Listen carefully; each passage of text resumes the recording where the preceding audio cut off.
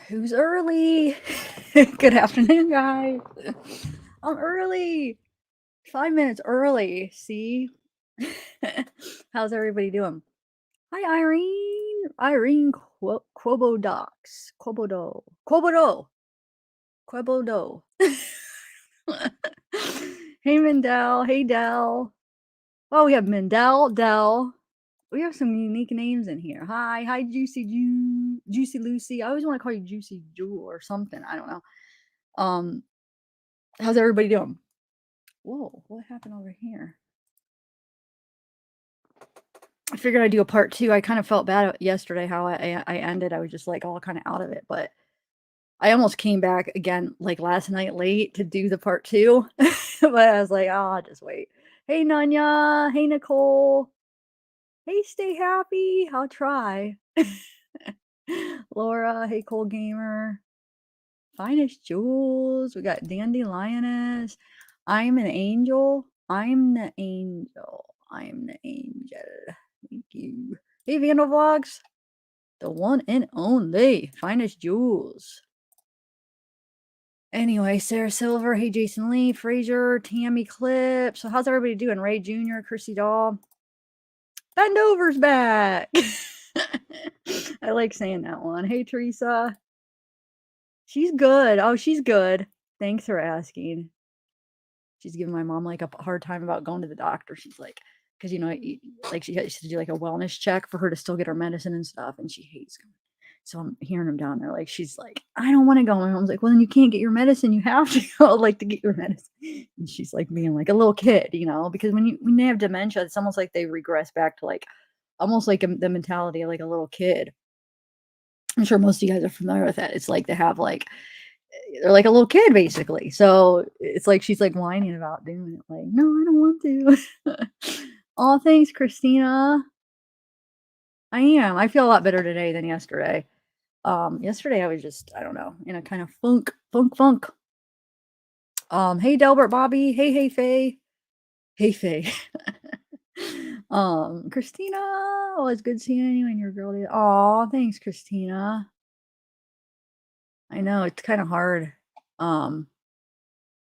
Like not being able to see her really. I mean, I guess we just met in person last week, but like now, like she's like all the way in New York and I'm all the way here, and kind of sucks. But I don't know. I guess that's the way it is, huh? It's just frustrating, but what are you gonna do? Yeah, I think mine's a little PMS again. I know people hate when I bring that up, but it's real, women, The men hate when I bring it up. The women are okay, but it's a real deal. And it's back again. I had it last month too. Yeah, I did. I made it early. I made it 5 minutes early. Hi, Ashley. Okay. So I do want to finish the stuff that because I remember that compilation that I never got to finish that I put together. So I do want to finish that. But then I was going through some Facebook groups and I got some new screenshots. And then I do want to do like an open panel. I want some people to come up on panel. Because I don't know, Autumn's been busy lately. So I was up here by myself last night. With PMS, you could wake up angry and not even exactly back to good. I know, I hate it. I hate it so bad. Thanks, Delver. I am funny. It sucks. Yes, that's what happened yesterday. I woke up, but it wasn't until I was up for like an hour for some reason. And I just was like depressed. I wanted to cry all day. And then today it's a little bit better, but it's still there. But I'm learning to the second day. I'm just like, okay, that's what it is. Get over. I get more like paranoid and emotional and like sad, I feel like, than mean. I guess I could get mean, it depends, but I don't know. I think I'm more like sad and like I want to cry.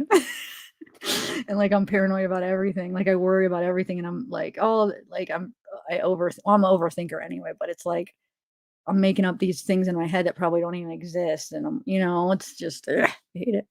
Yay, you're finally true crime on my mind. Thank you. I'm glad you're here. Yeah. Aw, thanks, Stay Happy. Hey, Peyton, what's up? Little Boston in the house, Chica in the house, PMS Blues, yes. Oh, okay, Robin Johnson, let's all have a big cry fest at the end of this. Oh, okay, Fraser. Time traveler, okay. Um, oh, I'm sorry though, Robin, I know it sucks. Yeah, actually. Qualical. I bet it's your boy. I bet it is. I bet. Guys hate it because they don't understand it. So they could try to understand it from what you tell them, but they can't like really fully understand like what we're feeling. So it's probably really frustrating for them because they can't fully empathize with you because they don't know. You know what I'm saying? So I see how it's very frustrating for guys because even you could explain it, but they're not going to fully understand what you're feeling. So it might confuse them, like, "Well, I don't understand. Why are you upset? Why are you mad? I don't get it." Like, and they're not understanding that it has nothing to do with them. It really doesn't, but it does in that moment. I mean, it's everything's their fault. It does, but but they don't understand that it's not really anything that they did. You know what I'm saying? It's just something in our freaking chemicals in our body. It's crazy. Yours comes next week. So wait, every just real quick, every no, I don't wanna, like some people are gonna get mad, but, like, how when do you get like, I get mine, like, oh, sometimes, like, 2 weeks before, usually, like, a week and a half to a week before is when mine starts. Is that what about when your guys's start? I'm just curious if I, like, d is mine, like, longer? Because I get at least a week and a half of it, like, I'm sure there's a couple days that are more intense, but, um like, what are you how like, just put in the chat, like, do you guys just get it, like, a couple days before, or what is your time span? I'm just curious. A week? Okay. So maybe that's pretty normal. Okay. Okay. I just wondering. I know, I'm not even how do you say your name? Sean on Crime? I I'm not looking forward to that. I know. I know. I know. We don't understand, you're right. We don't even understand it, let alone the guys understand it. Oh, you're lucky, Casey. But wait, but the day of I wake up crying every single month. The day of you do? Like, when I actually start mine, I feel a relief. Like, I'm happy even though it sucks, but, like, because of the emotions brought up before, it's like when I actually start, like, I feel like this relief, like, as far as emotions, like, I feel good. Like, I'm like, "Oh, finally," like, when I start. But you're saying when you start, you get wow. Like, I mean, when I actually start, because the PMS is, whoo, and then when I actually start, I'm like, "Oh, whew, finally, like, hormones are releasing or, like, they're going away or whatever." Oh, okay. See, I'm not allowed to have, like, a lot of that stuff because of the blood thinner and my blood clotting, thing. I'm like there's certain things I'm allowed to have, but, like, they just would rather me not because it's just so, yeah, I just deal with it. Wow, Christina. Had one for a week, was off 4 days, got on him for another week, off for a week, now back on. Okay. Wow. That's crazy. Is it always like that? I'm pretty consistent. Yeah, I get hot flash. Yes, dude. See, well, I'm always hot in general, but like PMS time, I'm like extremely over the top. Like I'll be like, "Mom, oh my god, I'm dying." She's like, "It's not hot in here." I'm like, "Oh," like I get it where I can't move. Do you guys get that where it's like you're so hot that you can't even move? I'm like, I can't even move right now. It's crazy. Putting up with men. Okay. That's a good one, Vendover. I love it. I love it. See, I'm glad you have a good humor about it. Some guys get mad when we talk about it in chat, but I love that you're in it. Okay, cool.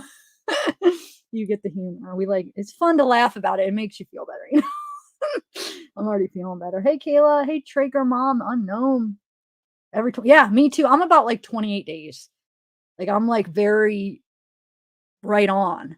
Like, once in a while, I'll be off, but I'm pretty, like, exact. It's crazy. I went 2 years without any, and then that's why I thought I was going through, like, menopause, and they tested and nothing, nothing, nothing, and all of a sudden, miraculously, I just started again, and now I'm back on exactly again. But when I first it was actually when I my first couple years of recovery, so that probably is why. Um for like 2 years when I first stopped. I stopped and then it came back. But yeah, mine's 28 days usually. Yep.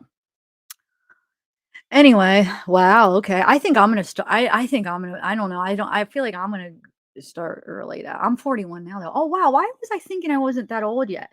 If in my head I was just thinking I was a different age for a minute when you said you're 41. I was like, oh, I'll probably be going through it when I'm 41. When I am 41. Oh my lordy. Anyway, I like to have my flow at least 3 times a week. Shut up. You're joking, right? I know. Oh, but got it, okay. I know, I was starting to get excited. I was like, "Okay, I'll deal with this 2 years off. I'm going through it." I wanted, like, the test to show that I was, and when it kept showing that I wasn't, I was like, "Come on," and then I just started again, and now I'm back to normal. And no, I don't feel like it's old either, but in my head, when you said that, I swear to God, I was, like, thinking, "Wow, when I'm 41, I probably will," but that was weird. Mine in 8 days, and I'm already having PMS. Oh. Ah, Derbstein. I did the same thing, but I went 3 years without one, and it was fantastic. Yeah, I wonder why, Casey. They didn't have an explanation for me. They had no idea why. It must just be something that happens. No, I'm 41. I thought it was. According to PMS, I do. Or according to Google, I do. Why did I say PMS? I don't get I understood what you were saying. I read it wrong. Okay. Anyway, well, let's oh, you got an implant. Yeah, back to good for real. Crazy. Well, thank you guys. I feel like I don't know. I mean, oh, thanks. All right. So,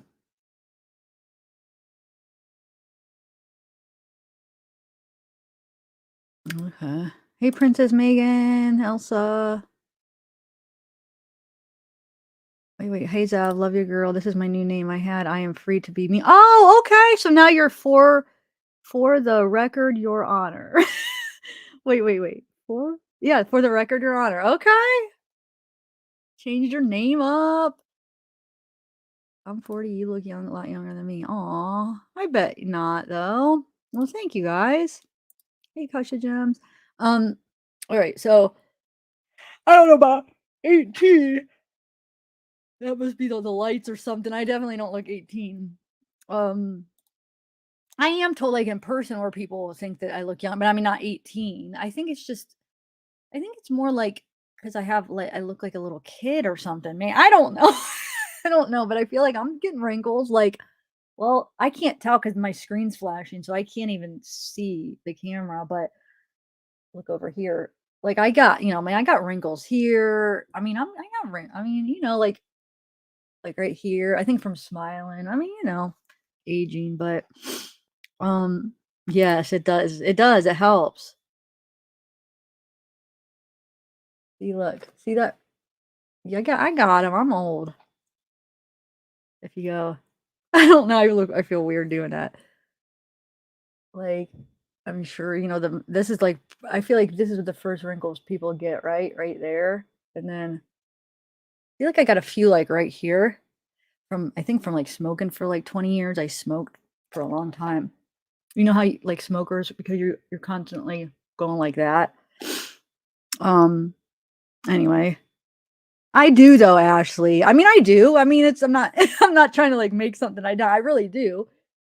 I mean, you guys could see him probably, but anyway, yeah. Okay, so let's no, I haven't been following the Quentin. I did hear that they found Quentin. Yeah, that they found partial remains, but I haven't been, like I was on that trip this week and I was preoccupied with that whole thing for the last week. And then when I got back, I've been just looking into the Idaho 4, so I haven't even really looked into Quentin. Um I mean, I know when they found him and when Leilani got arrested and stuff, I looked into that stuff. So that's yeah. You know how I quit is having 2 pulmonary embolisms freaking me out. Like the first one I quit for like probably like almost 2 years, and then I started up again. And then the second one I had, and then, like, when you have 2 of them, like, I don't know, it's health things. And I knew I would take because I enjoyed smoking too much that I knew it would take something, like, serious to make me, like, scared enough to quit because I know I wouldn't just want to because I like it, you know what I'm saying? So it's just like it was a health thing that scared me. "Hey, General Sorrow." "Oh, it went really good." Oh, okay, I just assumed okay, that they came back that it was confirmed. I was just assuming it was probably gonna be him. Okay, thank you, JW. JW. Yeah, no, it went really good. I have the antiphospholipid syndrome, I think it's called. It's like an autoimmune blood disorder. Um, it's, like, really rare, and that's why, like, when I first had them, they said they tested for the clotting disorders. I don't know if they just didn't test for that one because it's so rare, but they said, "Oh, you don't have any of them." So I stayed on blood thinner a couple years. I got off, had it again. And this doctor, he like looked at my arms when I had my second one. He like looked at my arms and because I have these blotches sometimes on my arms. They haven't been coming up lately, but they used to come really bad. And like on my hands. And like I remember he's like, so they didn't find anything. And he grabs my hand and he's like looking at, feeling my arms and hands. And he's like, think I have an idea because the way your arms and hands look. He's like, let me test you for something. And he tested for that. It took like 2 days for the freaking test to come back. And I did. He said it's a really rare disorder, but I think you might have it because of the way your arms look. And then, yeah, I had it. So, yeah, it does sometimes. Yeah. I don't know. Right now they're not like, but sometimes they show up more. I'd have to catch it on a day. Like before, like the last couple years, they've been really good, but like I would say, like, a few years ago, it was like, my arms always look like that, and I was like, "What is that?" I was like I'd show my mom, I'd show, like, my friend, like, "Does this look weird?" But they would always be like, "No, it looks pretty normal. I see all these blotches." I'm like, "Nah." Or, like, if I go like this, if I would go like that, like, I could have a handprint that stays in my arm for, like, a minute or 2. It, like, like, normally, you could probably do it, and you would see, like, a little quick imprint, it would go away. Like, I would do it and it would just, like, the imprint would, like, stay in my arm for, like, a minute before it would, like, slowly, like it was just so weird. I'm like, "What is that?" And I would show people and they'd be like, "Oh, that's fine. That's normal. I get that too." And I'd be like, I'd test it on them, like, "No, you don't. Look, mine is totally different." So, yeah, so I don't know. I think it all related to whatever was going on with me. But now, yeah, now it's not doing it really anymore. So, I don't know. Anyway, I don't know. No, I didn't notice it with my legs, Crystal. No. No, I didn't notice anything on my legs like that. It was just my arms. But of course, I could have probably missed it because I don't wear shorts that much or I didn't. And no, I think I would have noticed though. I don't know. Yeah, I don't think my legs did it. Yeah, something like that. That sounds about right. Hey, Archangel. You have the MTF. Wait, what is that? I have the yeah, kinda like when it's cold, I guess, but it was, like, always like that. It's almost like the under my skin, like, deep under my skin, you could see, like, red and white blotches. Look like blotchy, like, almost. But that's what he saw on my hand, and it was, like, up on my hand too, and that's when he's like, he's like, "Does your arms and hand always look like that?" I'm like, "Yeah, pretty much," and he's like, "Let me test something." So something with that helped him diagnose me. Um, but I don't know, what's the MTHFR gene? I'm not sure what that is. You have to let me know, just Char. Oh, no, it's not I don't think no, no, no, it's not like it doesn't look like broken blood vessels because 'cause I've seen those on, like, people's legs and stuff. It doesn't look anything like that, no. It's different. It's not no, it's more like because if those were there, those would stay all the time, you know what I'm saying? It's more like a blotchiness. I don't know. I wish I had it so I could show you right now or take, like, a picture of it, but I don't. I know it does.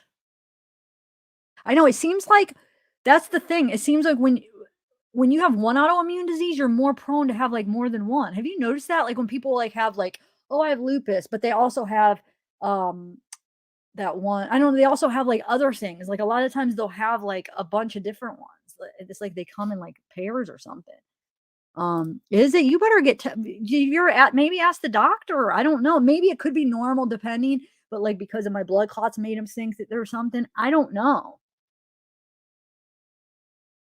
It's like a purple color with white dots for me. I don't even know how to describe it. So it's like blotchy plus it'll leave a handprint. That's the best I could describe. Not only deep and under the skin, you could see like blotches. Like it almost looks like there's blood. Like I know that sounds gross, but like blood, but not that dark, but like that it's like but then also, like I said, you could go like this and your handprint stays. So it'll like turn white where the handprint is, and it also like almost like sinks in, like, and then you could see it like slowly coming back. It was so weird. I swear, and that was like that for years. Anyway, all right. So okay, yep, lupus, yeah. All right, let's get started. Does it? Okay. But does it stay for a while? Because, like, normally, persons will do it for a minute, but, like, mine stayed for too long. Like, I'd be, like, a minute later, I'd be like, "Look, you can still see your handprint on there." Um, wow. Oh, man, Miss Dog Lover, I'm sorry.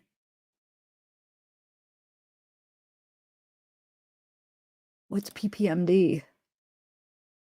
Man, we should just do a live sometime just chatting about this. Because I mean, I like learning, I would like to just chat about it with you guys and learn some stuff, but I do feel like I should get into the cases because there are gonna be people that are gonna be like, "We wanna learn," or, "We wanna talk about the case," but l maybe we should because it sounds like a lot of you guys we could have, like, a big, like, medical talk or, like, a big, like, share, like, just and it helps. I feel like it helps mentally, like, to just talk about it, what everybody's going through, makes you feel like not alone, and you learn things because think about it, like, let's say I'm having an issue, you're having an issue, you don't understand it, and then and I'll be like, "Well, no, this is what they told me, or this is what I learned," and then we can learn things from each other, that ease our mind. Because doctors are hard. Like doctors, you could tell them, and they do the best they can, but we're so unique and like there's so many different things going on that they don't know. I mean, they try their best, but half the time it's hard, and it's like sometimes they don't figure it out, and sometimes it could take like something like this figuring out, like maybe. Yeah, we do misfit. Yep. All right, so Six Sisters I have heard of. Okay, the analog is good. Yeah, we should. Okay. Whoa, Delbert, really? Wow. And I am having fun. I just know that we should talk about the case just because of the title, since that's what we're doing. But yeah, we'll do one specifically for that. I want to show you some of the screenshots though. And then when I do the group, when I add like the panel, you want to go say hi to Zeke? Look, hold on, let me go get Zeke. Zeke, hold on. Hold on, Bubba. Hold on, Bubba. Hi, buddy. Come on, come say hi. Come say hi. Come say hi, buddy. Come say hi. Whoa. Whoa. Zeke wanted to say hi. Say hi. He got his hair cut last week. Say hi. This is the Zekester. Hey, Soul. Oh, wow, Ashley.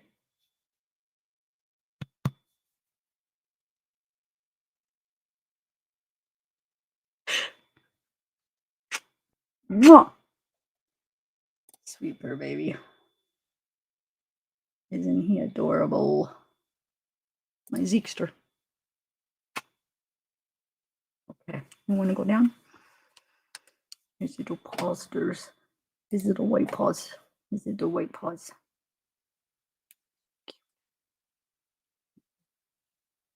Okay, buddy. You missed me, huh? I missed my days of sleeping with in the last couple days. Because you went to bed too early. And I went to bed too late, huh? I missed out. Yeah. Yeah, he does. And they put a bandana, when he gets a haircut. Oh my God, I love him so much.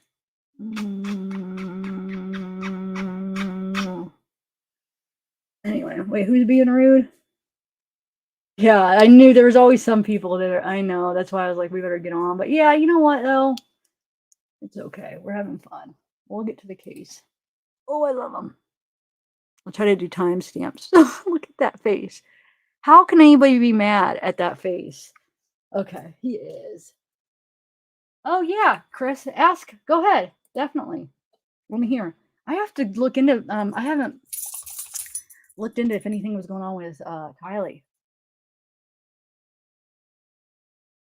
All right, so let me show you.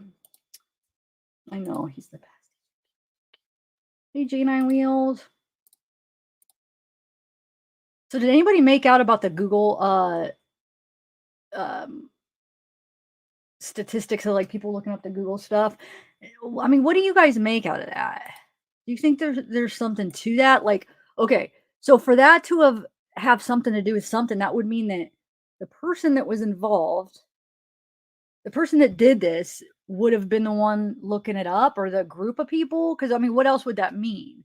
If it has anything to do with the murders, and that means the murderer would have had some kind of I know. Look, this has green. Should I just turn off the green screen?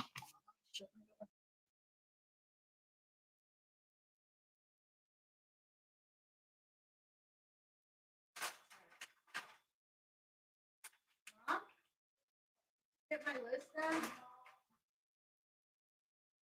I mean, you got it though. Okay. All right. Okay. Let's get on with this. So, what would that mean is that if there's more than one person involved, that they just like looked up these searches to find like victims. But why would they? I mean, they just like, oh, they stalked them. But would one person looking up, like stalking these people, would that have the potential to raise that? That, I guess it would, because it wasn't like thousands. It was just like there was an increase, right? So yeah, I guess it would. So that could really have something to do with it. The person that was like watching them, stalking them, trying to pick the victims, if they knew, maybe they knew, maybe they didn't, but they were then going maybe on their social media, Googling them, trying to learn about them before, I guess, more. It could, right? Um, Here, let me bring up those graphs real quick, and then because I know I was so preoccupied yesterday, I didn't really get to. I feel like I'm in the zone now, so I'm ready to go. Okay. So this is 91, right? So I mean, it really isn't like thousands. It could be one person doing this, or like let's say there's a couple people that were in on it, right? So that would that shows about one stalker person, or like one situation of a stalking. I feel like can make it go up by them numbers, right? So yeah, I think it definitely could be related. 92, you have 95, like around the, see. So this would be okay, and then obviously it goes up after. So yeah, it could. So maybe somebody was trying to plan it, you know, they really were looking into it in October, and and then they took like a week, and then right before the murders. Are you sure though? Interest over time. I think it does. Like it goes 0 to 100, 95. Are you sure? Because you're saying it doesn't mean that? Well, then what do those numbers mean then? D. I feel like that is what it means. Because even that amount would raise it, because who's looking up I mean, who's looking up these people? They're not famous. So it would be like at 0 normally, pretty much. I mean, not anything, and then like somebody looks them up a bunch, 100 times, it would raise that graph up. So that would. Are you sure that's not, you're saying that's not how it works? I thought that is what it means for sure. Because that would make total sense. If it is related, it would just be one person, or the people that did it it wouldn't be thousands of times probably. Either way, there's an increase. I do think it's possibly related. If not, it's freaking weird. But you know what I would want to do is compare like just an average person. Like I want to see how can we look up, okay, what is this? Trying to think, what is this website? So how can we just look up, like, let's look up just another random person and see if it ever had, like, what's the chances that like just a normal a person has like these spikes at different times, and see if that's actually normal to have with people, because maybe it's like friends, or like, oh, they give their name, they meet people, and then it goes up a little bit from a party that they met a bunch of people, and people are, you know what I'm saying? So is that normal or not? I would want to know. How do we do that though? What is this website that hold on one second. So explore I gotta find well, you know what? I'm gonna write that down. I'm gonna work on that and see if that's actually really weird. But I'll do that maybe if there's a panel and I could do it while there's a panel up or for the next live. Because that would be interesting. Because what if we find out that that's kind of normal for like a college student? You know, they go to a party, they give out their name, they meet people, so it spikes up. There's people looking them up, you know, their social media, and then it's just normal to have spikes. Because I want to see before October. I want to see like the whole year. Because if it shows that it's like a constant thing where it's going up and down like the whole year, then it means nothing. You know, it just means they're meeting people, people are looking them up, right? They're college, they go to a party, right? I mean, that's how I'm looking at it. Um, oh, it's showing the data of we were talking about this yesterday a little bit, BC, Big C. It's showing the data of people searching the victim's name. So this is Xana. And like how it just like spikes up, like so around like, you know, October 31st. So this would be like more November 1st, it like spikes up to like this is like over 20, almost 30 times or 40 times. And it goes down and it like right before the murders, it goes up to almost 91 times. Or that might even be, I don't know. Yeah, I think that it's showing the November 6th is 91. So because they're comparing all on the November 6th here. So you know, or November 8th is 92. November 6th is 95. It's like a week before November 3rd. It really spikes what was some of the highest. And it's all three of the, is it all four of them or just, so we have Kaylee, Maddie, Ethan. Yeah, all four of them. So it's just people were wondering, is it like, is it have something to do with it? Could it be the stalker, like somebody stalking them, looking them up right before they're about to kill them? Just, you know, get to know them. So yeah, it is interesting. That's so crazy that I looked at these before the live and I didn't even click what I was looking at. I just kind of like bypassed them when you guys were talking about it before. I'm like, oh yeah, that's normal because the case is big, and you guys are like, no, it's before. I'm like, oh okay, sorry. um, I probably would have got to it. I just been trying to like cram everything in a short period of time. Okay, so here's just a few screenshots. So this said this is the view from Taylor's house of the house. Oh, thanks for joining, Jen Jen. Yeah, Jeremiah. It is weird right before. Yes, pretty much, Jenna. Between it was like the November 6th, November 8th, and November 9th, around that time. So yeah, it was within those couple days where it spiked up. And that would have been a few days before the murder. So this is like this is another 45 turn to the left. This is Sigma Chi chat house, Ethan and Kay's frat. So I guess this is the so another 45-degree left turn places you back at picture 2. Wait, do I have picture 2? Wait. Okay. So then somebody showed like the you know what? Hold on. I had this. I hope I saved this. Hold on one second. What do I do with it? Yeah, I have it. Okay. Cool. Okay. Just wanted to check something real quick. Oh, I'm glad I did a live today. I'm already feeling a lot better just chatting with you guys. Okay. So this is hey True Crime on My Mind. Hey Journey of Justice. Hey L. Anders. Sarah Claire. Okay. So okay, I wanted to read this. So this is explanation of unconscious call. So I saw this comment on Facebook and wanted to share it here because oh here, let me take this comment down so we can see it. Yes, good idea. Yes. Does anybody know offhand? I mean, I'm sure I could find it, but does anybody know offhand? Hold on. Let me write this down. Hold on one second, surviving. I just want to make sure I don't forget that because that would be a huge thing. Because what if then that wouldn't make, dude, that wouldn't make sense. But that could make sense because they could have planned to do it. The guy, okay, let's say there is a spike with the other remains. That could make sense that maybe the person was planning on killing them all, but they had their doors locked. Something happened. They got freaked out and they couldn't get them all. I mean, you never know. So just even if we do see a spike on them, it could. It could be the plan could have been to get all of them. Okay, let me read this. So I saw this comment on Facebook and wanted to share it here because it clarifies everything and to stop people from speculating about the survivors. Supposedly, a few days after the murder, someone was asking questions on the victim's past Instagram post about the survivors. Two of the people who were at the house with the roommates when the call was made quickly came to their defense. Um, Wait. Two of the people who were at the house with the roommates when the call was made quickly came to their defense. And this is supposedly what they said. Keep in mind, this is all alleged, okay? Two people who claimed to be at the house with the roommates when the bodies were discovered quickly came to the surviving roommate's defense and wrote that the roommates woke up, went upstairs to the kitchen, and noticed the sliding glass door was open. And it was during that time that they discovered Ethan.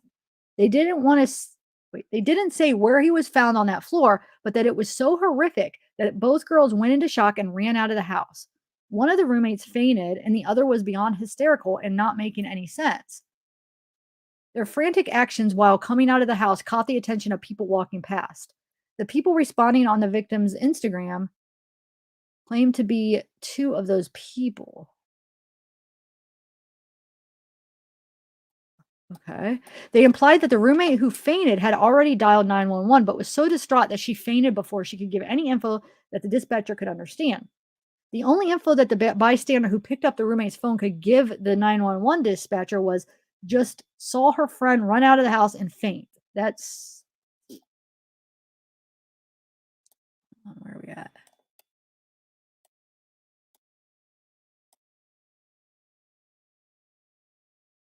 I hope this didn't get out of order. Hold on.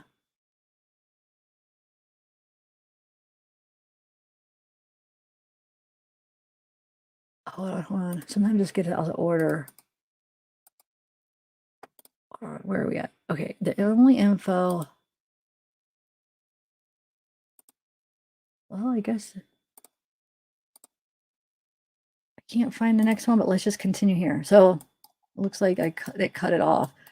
So they walked into the house unaware that there was a crime scene, contaminated most everything on the second floor. It doesn't sound like the roommates were roaming throughout the house carelessly, contaminating everything, fully aware that their friends had been murdered. It sounds like the scene was contaminated by numerous people who were trying to help, unaware and unable to comprehend what they were looking at, and that was a crime scene. My heart breaks for these two people, these two poor innocent young females. Not only have they experienced a trauma so brutal that it can't not change who they are at their core, but they also have to live with their fear that someone might be coming for them and that they grief of loss for friends plus a life that they had once had that they will never exist again. That will never exist again. And if that wasn't traumatizing enough, they also get to live with millions of people publicly criticizing, persecuting, and incorrectly judging them for actions people assuming they may have or not have taken. Some of the comments left on the Instagram pictures of the victims, especially the ones the survivors were tagged in, were beyond nasty, if not right down cruel. I don't understand how our society becomes so inhumane. It sounds like the two surviving roommates' behaviors were 100% appropriate for the situation they found themselves in. And I agree, like I said, this is all alleged, but I think it explains a lot. I'm marking this as information rather than theory because I'm not making a theory myself. I'm just relying or probably relaying information given by the individuals who were there when the call was made. So here, this see, this is all out of order. I'm sorry. All right, I'm going to continue this, but I think this was supposed to go before the other one. So how the 911 call was made on the roommate's phone and by someone else, and why the call went out for an unconscious person. While that bystander was on the phone with 911, the other roommate was hysterically trying to explain that something was wrong with Ethan.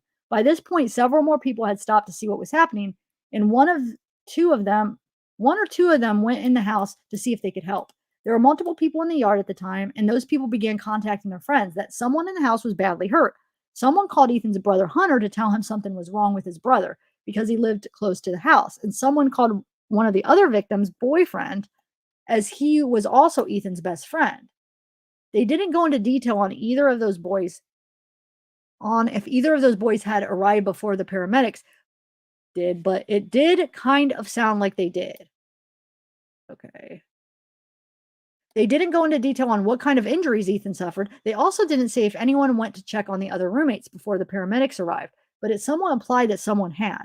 The only details they gave about the scene itself was it was incomprehensible bloody. While those people were in the house checking on Ethan and possibly the other roommates, the paramedics arrived to a very chaotic scene, believing that they were there to assess an unconscious person outside, but were redirected to go inside to help someone who was hurt very badly. So they walked into the house unaware that it was a crime scene, contaminated most of everything on the second floor. It doesn't sound like the roommates were roaming through the house carelessly, contaminating. So that's where the other one was supposed to be first. Sorry. Sucks when I save them, they get all. So I thought that was kind of interesting, don't you? So if that's true, then that kind of explains, some of the stuff, right? Have you guys heard that to be true? That scenario that it was that they ran outside and it was just like a bystander? Hold on, let me know if what you guys what have you heard? Because I know a lot of you guys get around to a lot of other chats and yeah, that I don't get to see a lot. Um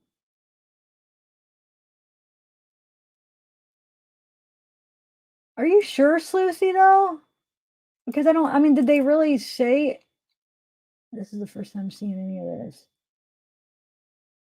Did they really clarify? They just said that it was somebody had called with the roommate's friend or with the roommate's phone, which all that would still that could still make this all true, right? I would say. Oh, this is that Showalter, Jack Showalter. I know a lot of. I don't know. I mean, I know a lot of people. There's I feel like there's a split. There's some people that do kind of find him a little odd, and then there's some people that don't. And like I said, with this Jack guy, I'm not saying 100% like, oh, I think he's the one that did it. But I just do think that he is kind of like creep. He was kind of like creeping on that. Like I feel like they weren't having it. So this is like more of like a look at what was going on with this picture. So I mean, maybe it's not as bad as it looks. It does look like he's with his family, and they are cutting it up for. Let's see, can't imagine that. So I mean, you never know. It might not be as it seems, but I feel like I still am not. I'm not like ready to like not look at him more. Let's see. People are talking about the two survivors, but you don't know what you will do when you see blood. Yeah, no, I agree. I personally don't think the two survivors have anything to do with it. I don't. I mean, I know there's just a bunch of like different views on this. There's some people that do. There's some people that think Ethan's brother. There's some people that think uh Kaylee's brother, even, right? I feel like I heard that. Um, the neighbor, the Joe, the guy in the tan hat. There's so many different things going around. Um, it's a tough one, but as far as the two roommates, I just don't think I don't feel like that they have anything to do with it for some reason. Do you guys? I think that they just had I don't know if the person if maybe they really weren't the target or if the person didn't know they were down there or if they did have their doors locked or what it was. You think, Chica? I don't either. I don't think the tan hat guy at all. But I've heard people say that, Kayla. That's what I'm saying. So I'm not going to judge anybody. Everybody's welcome to their own opinions, because who am I? I mean, I don't know. But there are people that do. And there's also people that are looking at that girl with the beanie on, which I still have to go through that because there's something where I guess she like does something in her jacket or something, but I just never got that feeling because I almost feel like they were just like definitely just a bystander and had nothing to do with it. They weren't even paying attention to them. And but that's why I keep going back to the Jack because he did seem like he was trying to be with them and they didn't want to be with him. So that's just why it's just weird to me. And then they say like he had this is all alleged. This is all alleged, but that he got kicked out of that bar. That they say that night. Sleuthie, I mean, have you heard that? Like, they say that night that he got kicked out of the bar. I don't know if that's true, that Jack. I don't know. It's all alleged stuff. But then they also say that he has anger issues and stuff. So it does make you kind of want to look into him because he was following the girls and he was with them that night. That's why I still am not like totally.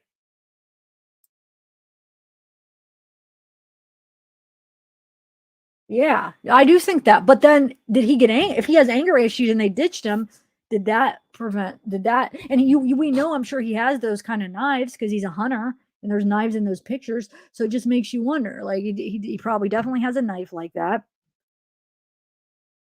He was with them. If they did ditch him, then he could have been upset. If he does really have anger issues like they say, I mean, there's just a lot of red flags there. Me.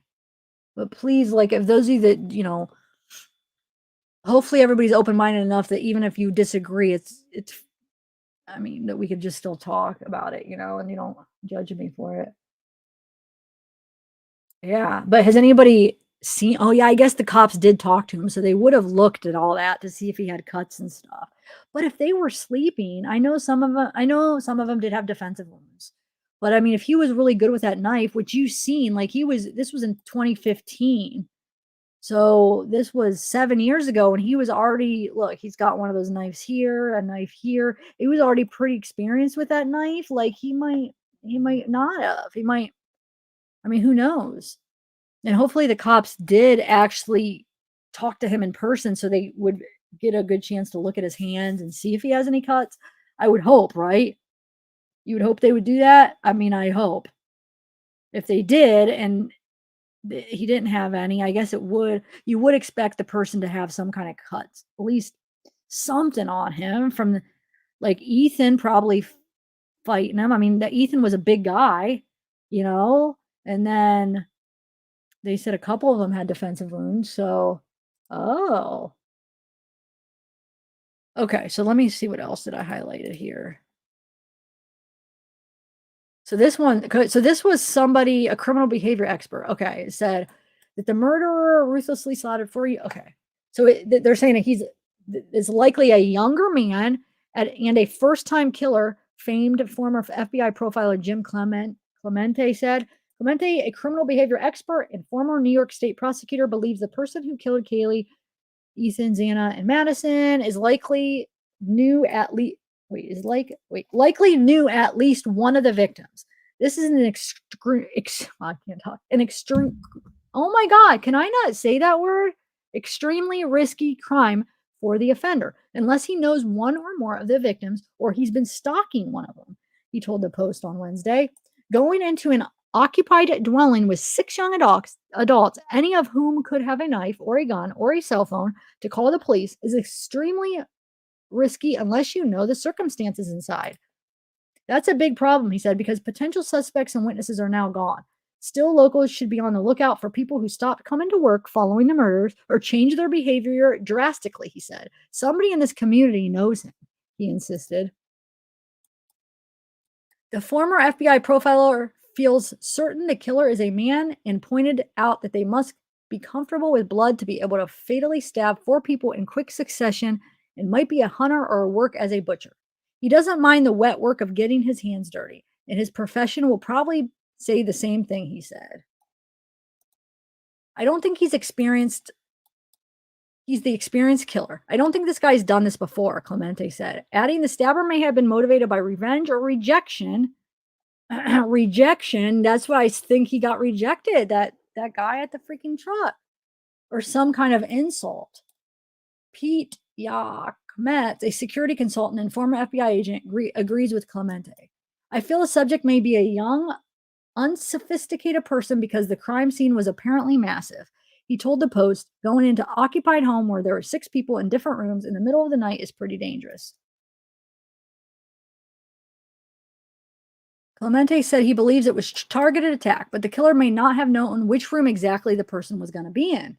They may have stopped at 4 victims because they got their intended victim, he said, noting it was likely not a random attack. Police apparently described the knife wielding killer as sloppy and said the aftermath of the murder was the most gruesome scene they had witnessed.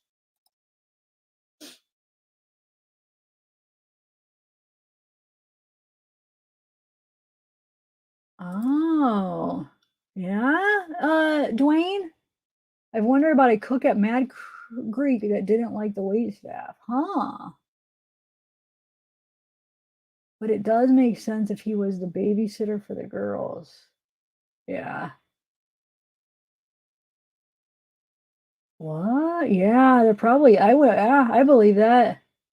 Hey, headphones. JoJo, criminologist on the Today Show, stated that the killer was likely rejected from the fraternity. What? Well, we know, supposedly Jack was, remember? And so maybe it was Ethan's fraternity that he was rejected from? Man, my nose is itching.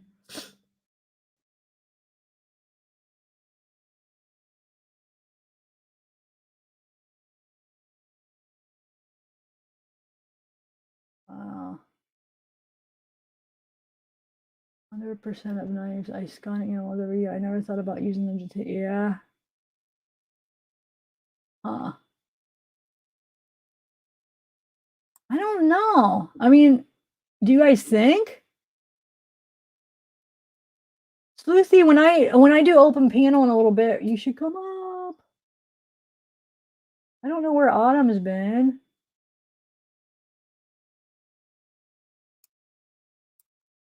Ah.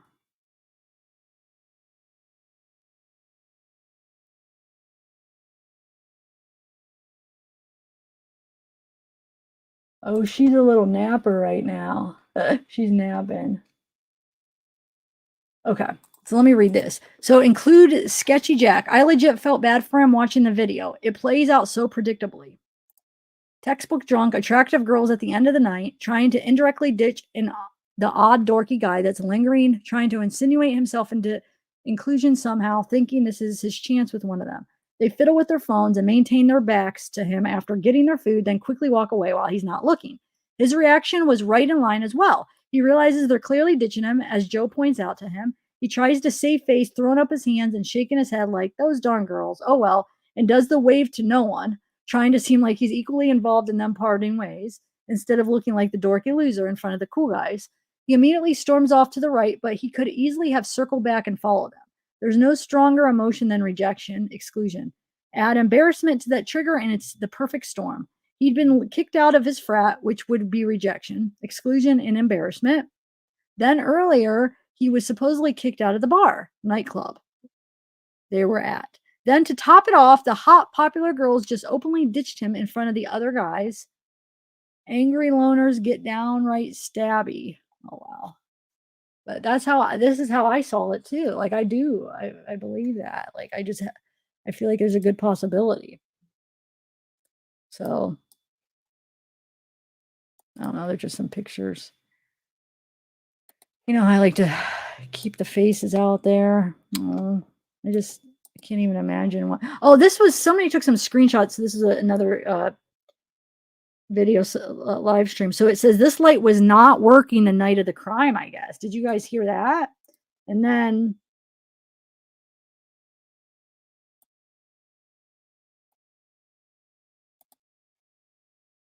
wait, that's not the one I wanted. This one. I discovered a black glove and police collected it. So there's a black glove right here.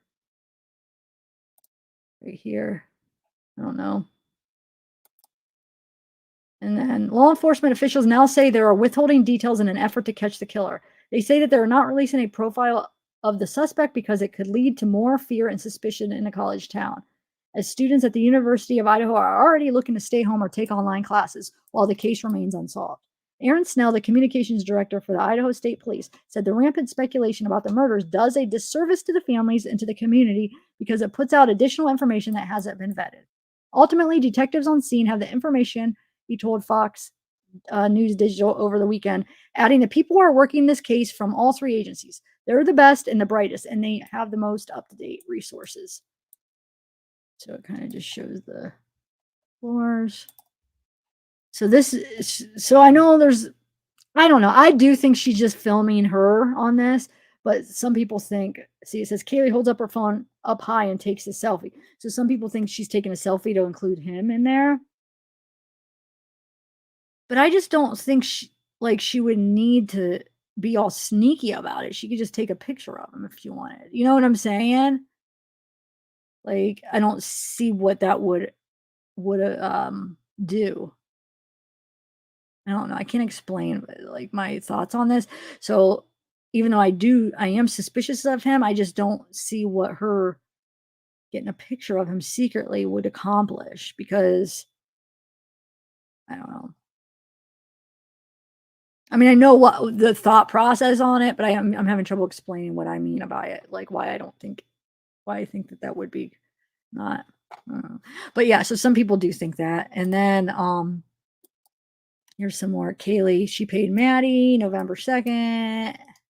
Fake fight, fake fight. I don't know what the fake fight. It reminds me of the Kylie case now.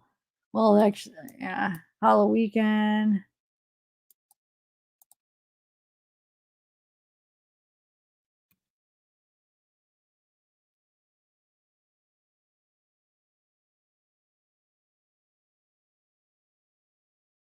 Yeah, exactly. So I think she's just taking one of Maddie, to be honest.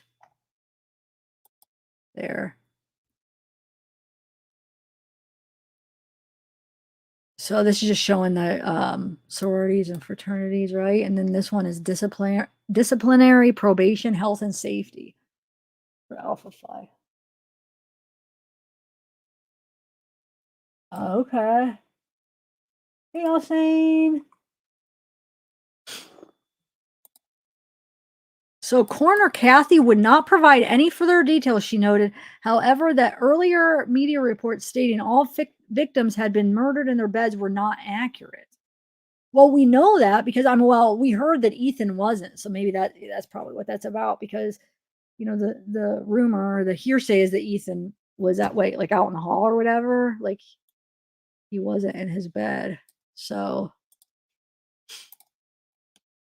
all right, what I'm gonna do now is I'm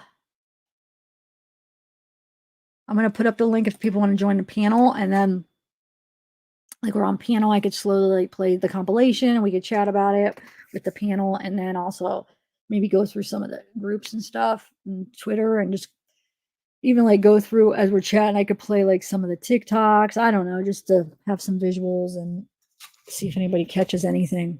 All right, let me put the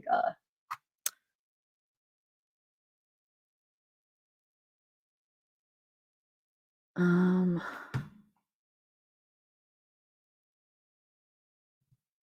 put the link up for you. Just put the link up. Oh wait. Here, while I'm putting that up, I'm gonna play this video while I'm putting the link up. It's from Fox. It says Idaho police. Wait, what's this one actually? There's a couple I want to play. Hold on. Hold on, there's a couple new ones. Let me play some of these. Hold on a second. Give me 1 second. Let me just download them because I do need to get whatchamacallit, premium YouTube where you no commercials. I don't know why I keep putting it off. I need to get it, guys. I will. You just wait. So then I don't have to worry, like when I could play it right from, I don't have to download them. I can play them right from the YouTube and I don't have to worry about commercials.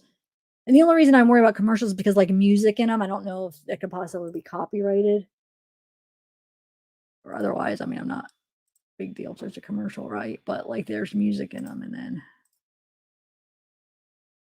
one more. What is that? I'm hearing a noise. You guys hear that beeping or no?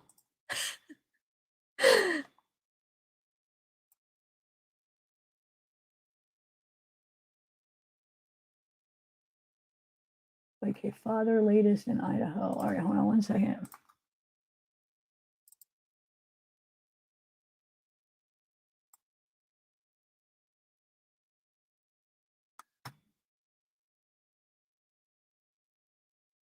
Okay. I'm a coming. Just want to get these. They're downloaded. I just have to, I want to get them over to. All right, let's do this.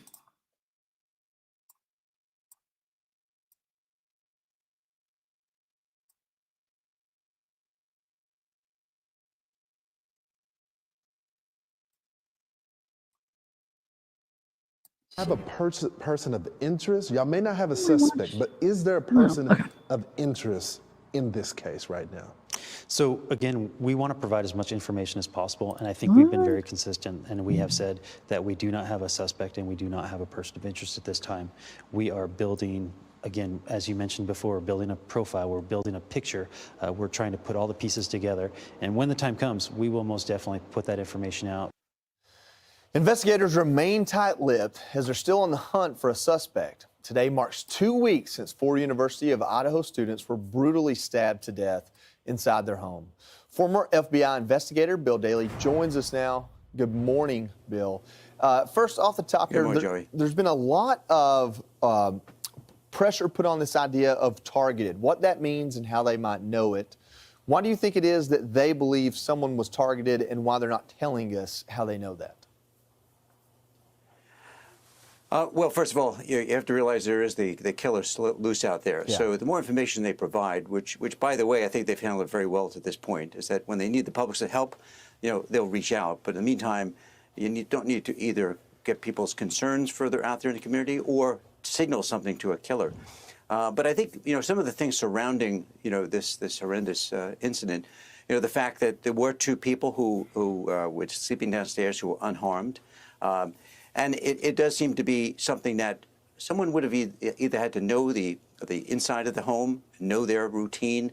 There were some things around this that don't ring true, at least in my mind, as to be some kind of random kind of break-in the middle of the night and just happened upon these individuals. If it was someone on a rampage who was a mass murder rampage, you would have thought they would have also gone downstairs and harmed the other people. So there are a couple of things that start to suggest that there was something in these people's orbit, where a person, one of the victims' orbit, that caused this incident to come about by this murderer.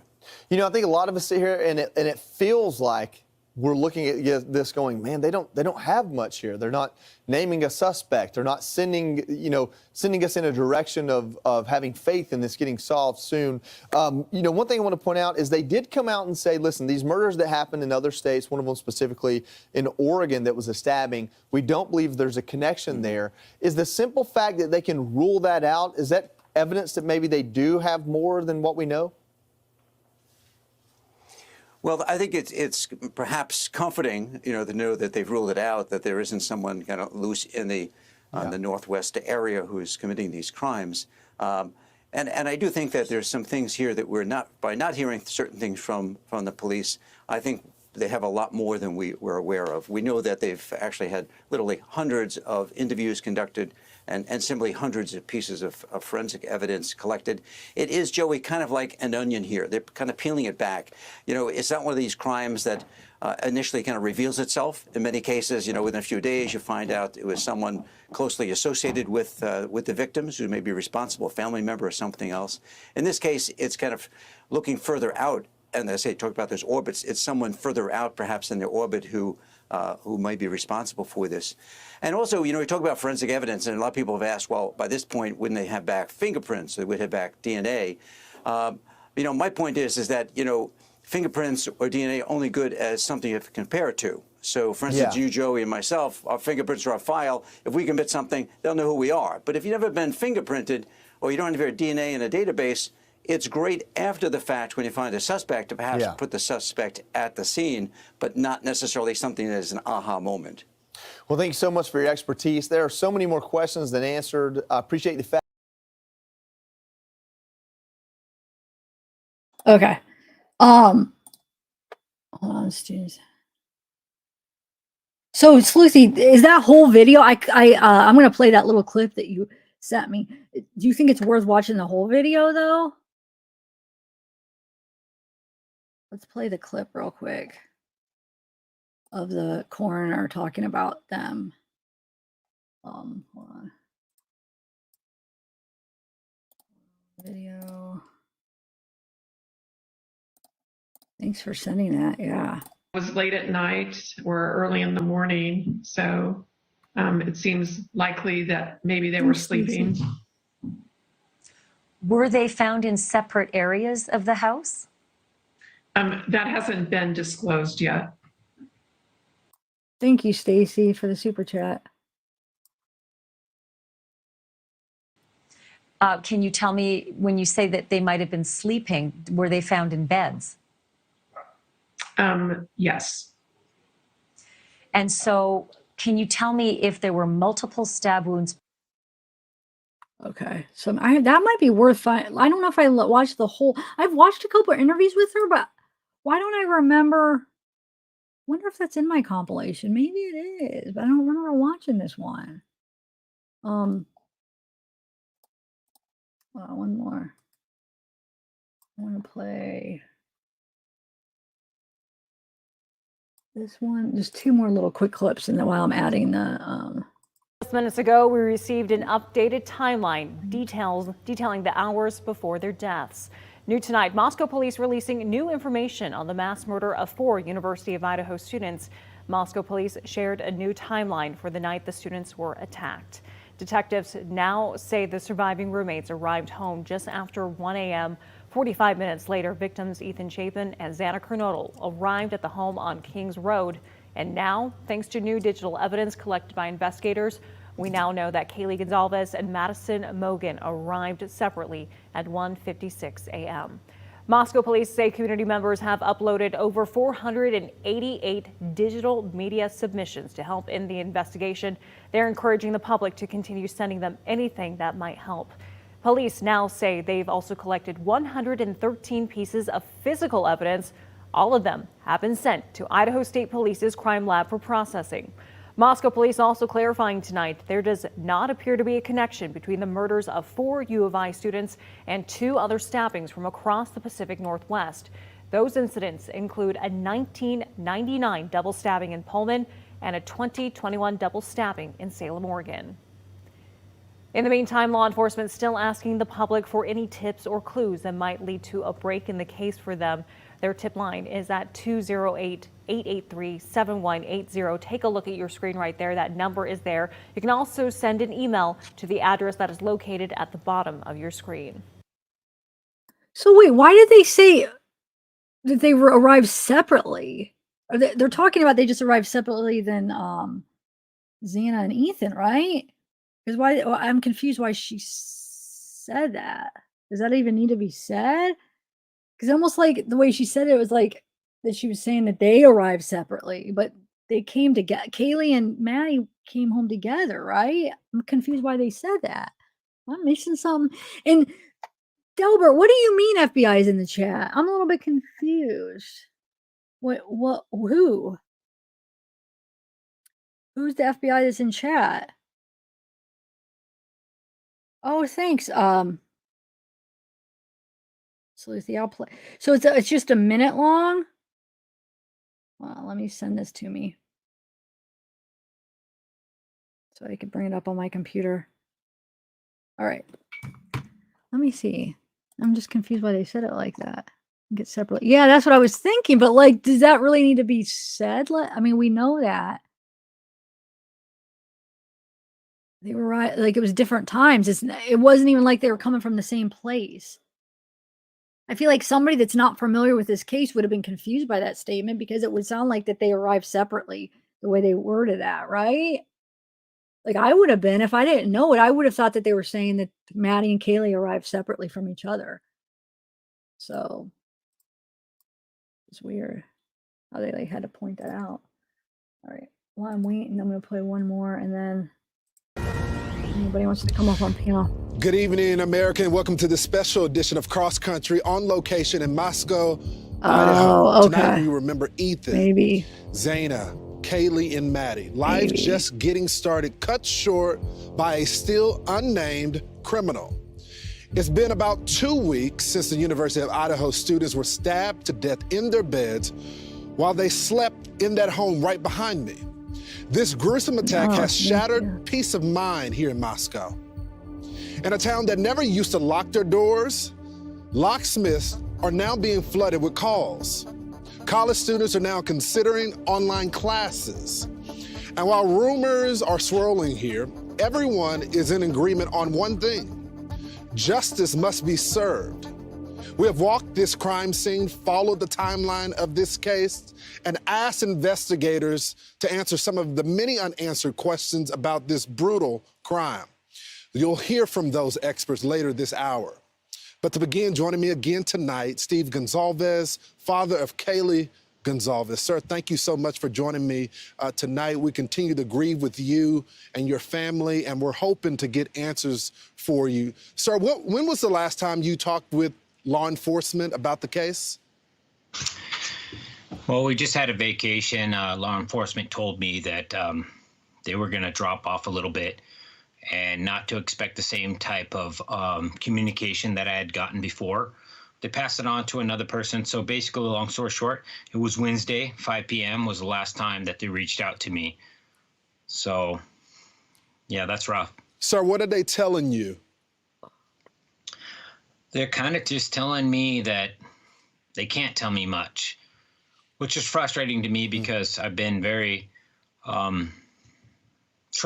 trustworthy. I do know things. I haven't shared things. We're the same family that found the original timeline. We're the same family that broke into the phones.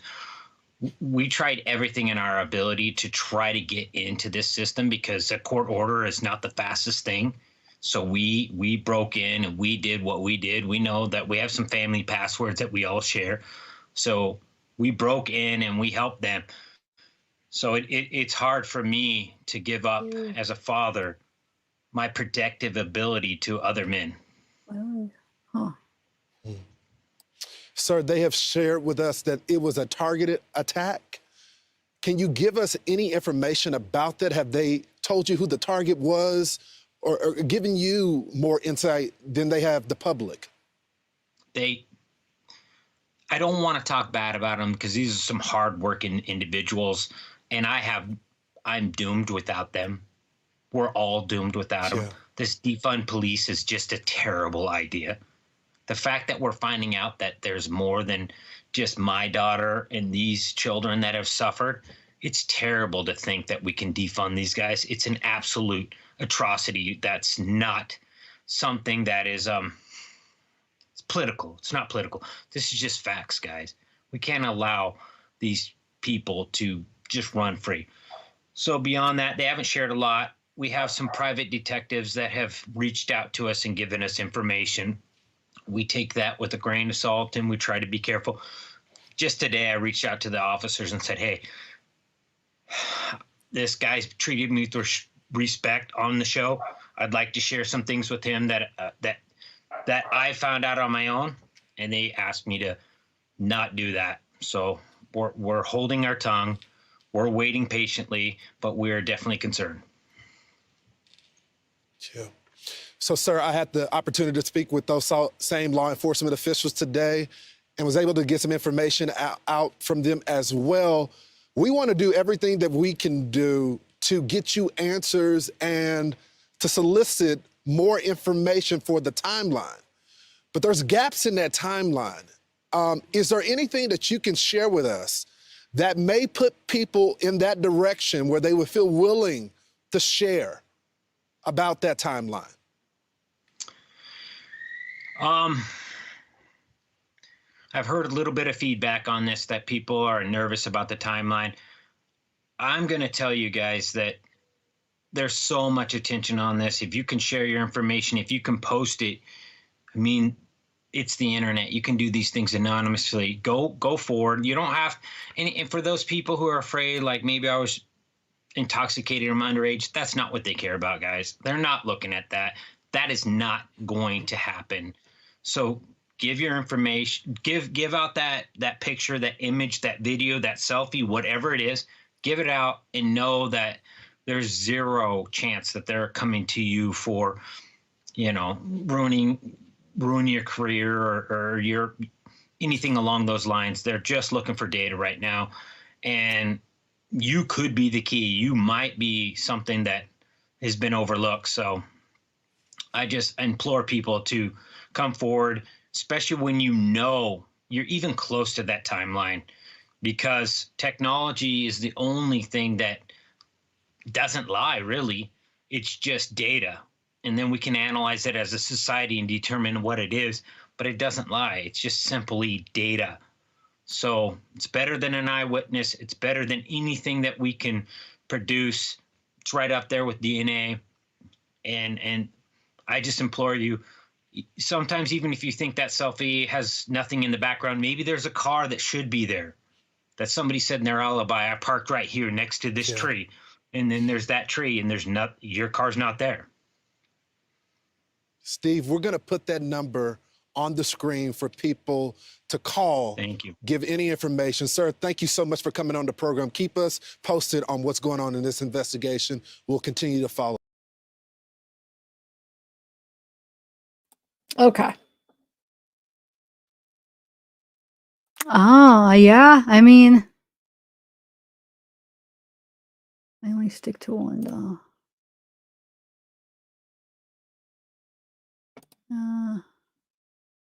So why are we team serial killer versus team target? Why can't it be both? Yeah, maybe I should do a yeah. Because I feel like they're doing they're looking into this, that family.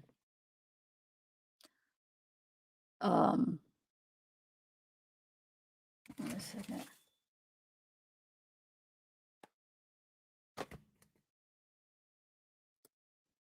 Did drive.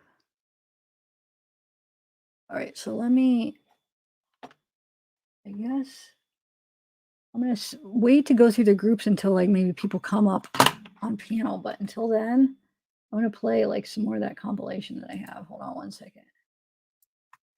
Actually, wait, I had a couple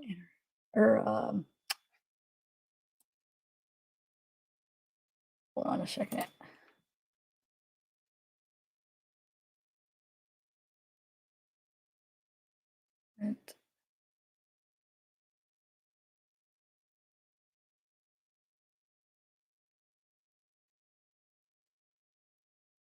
We did that one.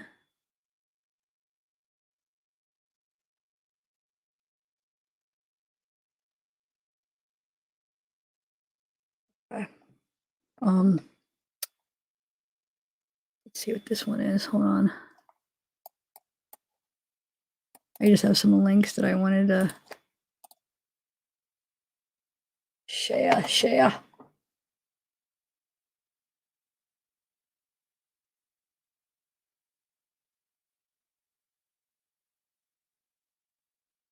So pi beta phi.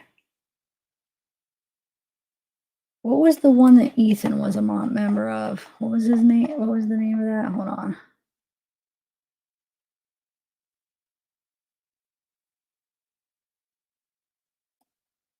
All right, let me just play this while I'm looking at some stuff.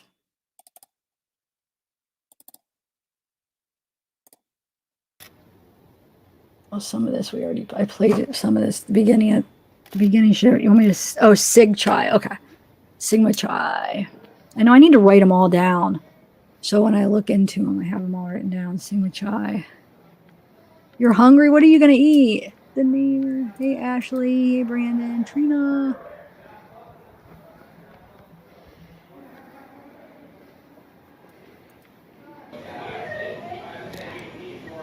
This is only a couple minutes that I know I played it. We didn't hear what? I can't believe Zav didn't hear it, LOL. Wait, tell me. I don't know what you're talking about.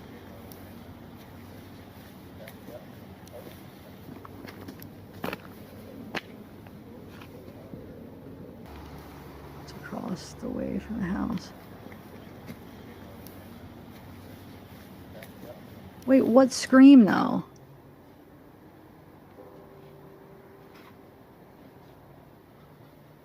Oh, what? Dude, see, so I was probably, there's points where I was maybe getting some other stuff ready. Did I miss it? Okay, what's the timestamp? We'll listen to it again. I did miss it. Really? I must have zoned out for a minute because I was trying to find some other stuff. Hold on. I got so many screens pulled up here. Right, does anybody know the timestamp? Because that was kind of a longer interview. Is it from the begin? Was it more close to the beginning or end? And what would that have been from? The timeline was shown? Okay. It's fake, but then why would they even have had a, why would they have did a fake screen though? I mean, what would have been the point of that? Let me see. Is it more towards the end or beginning now? Idaho authorities say they are, quote, making progress, unquote, in the investigation into the murders of 4 University of Idaho students, but they're still not providing many details. Police told CNN today that they have interviewed more than 90 people and received at least 700 leads. Investigators also said they found a dog at the home where the students were killed. The dog, who is seen here with one of the victims, was found unharmed. But at this hour, there is still no suspect in custody and more questions than answers. CNN's Natasha Chen took a look at the police response. This is her report. The incomplete and sometimes contradictory information came in the first days of the investigation. No, I'm gonna show it. I was just trying to cut this off in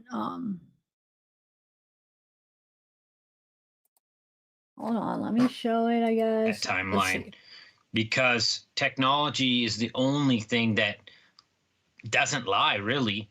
It's just data. And then we can analyze it as a society and determine what it is, but it doesn't lie. It's just simply data. So it's better than an eyewitness. It's better than anything that we can produce. It's right up there with DNA. It's before this? And I just implore you, sometimes even if you think that selfie has nothing in the background, maybe there's a car that should be there. That somebody said in their alibi, I parked right here next to this tree. And then there's that tree and there's not, your car's not there. I think it's before this. Could be the key. What do you, okay, here we go. Oh yeah, it is, okay. Guys, they're not looking at that. That is not going to happen. So give your information, give out that picture, that image, that video, that selfie, whatever it is, give it out and know that there's zero chance that they're coming to you for, you know, ruining your career or your anything along those lines. They're just looking for data right now. And you could be the key. You might be something that has been overlooked. So I just implore people to come forward, especially when you know you're even close to that timeline. Was it before that even? Because technology is the only half. And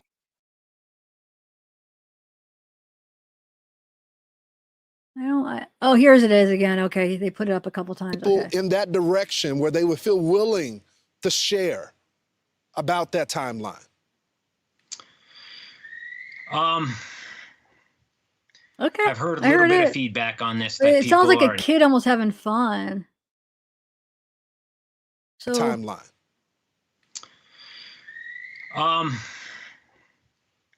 I've heard a little bit of feedback on this that people are nervous about the timeline. So where are they at? It could have been, so the reporter's outside, so maybe it's somebody screaming outside playing or something.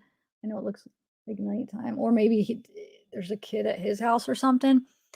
And how is it clickbait?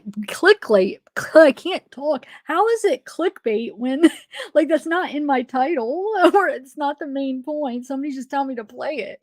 So what do you mean clickbait? That'd be if it was like scream heard and I just play that and it was in my title. It's not, you're silly. People were trying to get me to play something. I'm just playing it real quick to hear what I missed. Jeez. Anyway, okay. I'm going to put this back up while I wait for somebody to join. Believe this was an isolated, targeted attack on our victims. Those words echoed in the press, perhaps leaving the impression that the police knew something that should make the public less worried. But some residents and neighbors near the crime scene were not comforted by the terms targeted and isolated. At first, I thought that they actually had something going, so you think that makes sense, like, oh, it's targeted, and you wait to see, what they say, but now they've said nothing and that they know nothing. So how can you say it's targeted? Then the local mayor went further, telling the New York Times it could have been, quote, a crime of passion, later clarifying that was just one possibility. They don't want people to panic. And yet, unless you have the evidence that you are willing to share with the public and be transparent about how the investigation is going, these words are completely giving false confidence. But police say they can't share their entire case for fear of compromising the investigation. You can't just put that out into the public's eye. It would impede the investigation, and ultimately it might impede justice at the very end of this. But with no suspect identified, many students packed up and left town. There's no perp caught or anything, so it's definitely uneasy on campus right now. By day 4, police recognized their assurances of public safety weren't resonating as residents fixated on the fact a killer was not caught. Police Chief James Fry went before the cameras.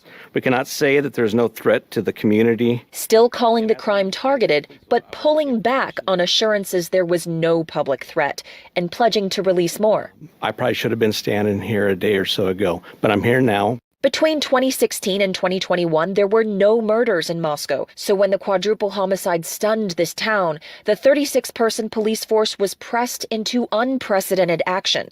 With no full-time communication staff. The messaging was a little bit off. Idaho State Police were brought in to assist with public messaging. And really put out, hopefully, the best information we can. But the rumor mill has been hard to control. A report of a man loitering at a food truck near 2 of the victims was knocked down by police, who later said they eliminated the man as a suspect. Reports that someone's pet dog was, quote, skinned 3 weeks before the killings are also believed to be unrelated. Meanwhile, police are trying to protect the integrity of the investigation. If you flood the public with information of everything that's going on, then stories might start emerging. Stories are already emerging. Rumors are emerging. Yeah, unfortunately, rumors are out there. People want answers. A lot of times, or all the time on TV, these are solved within 60 minutes. There's an appetite to make sure these are done, and we totally respect that, and we will put out as much information as we can, as soon as we can. Though some victims' families have expressed frustration with a lack of information. Together, we want to extend gratitude to the following.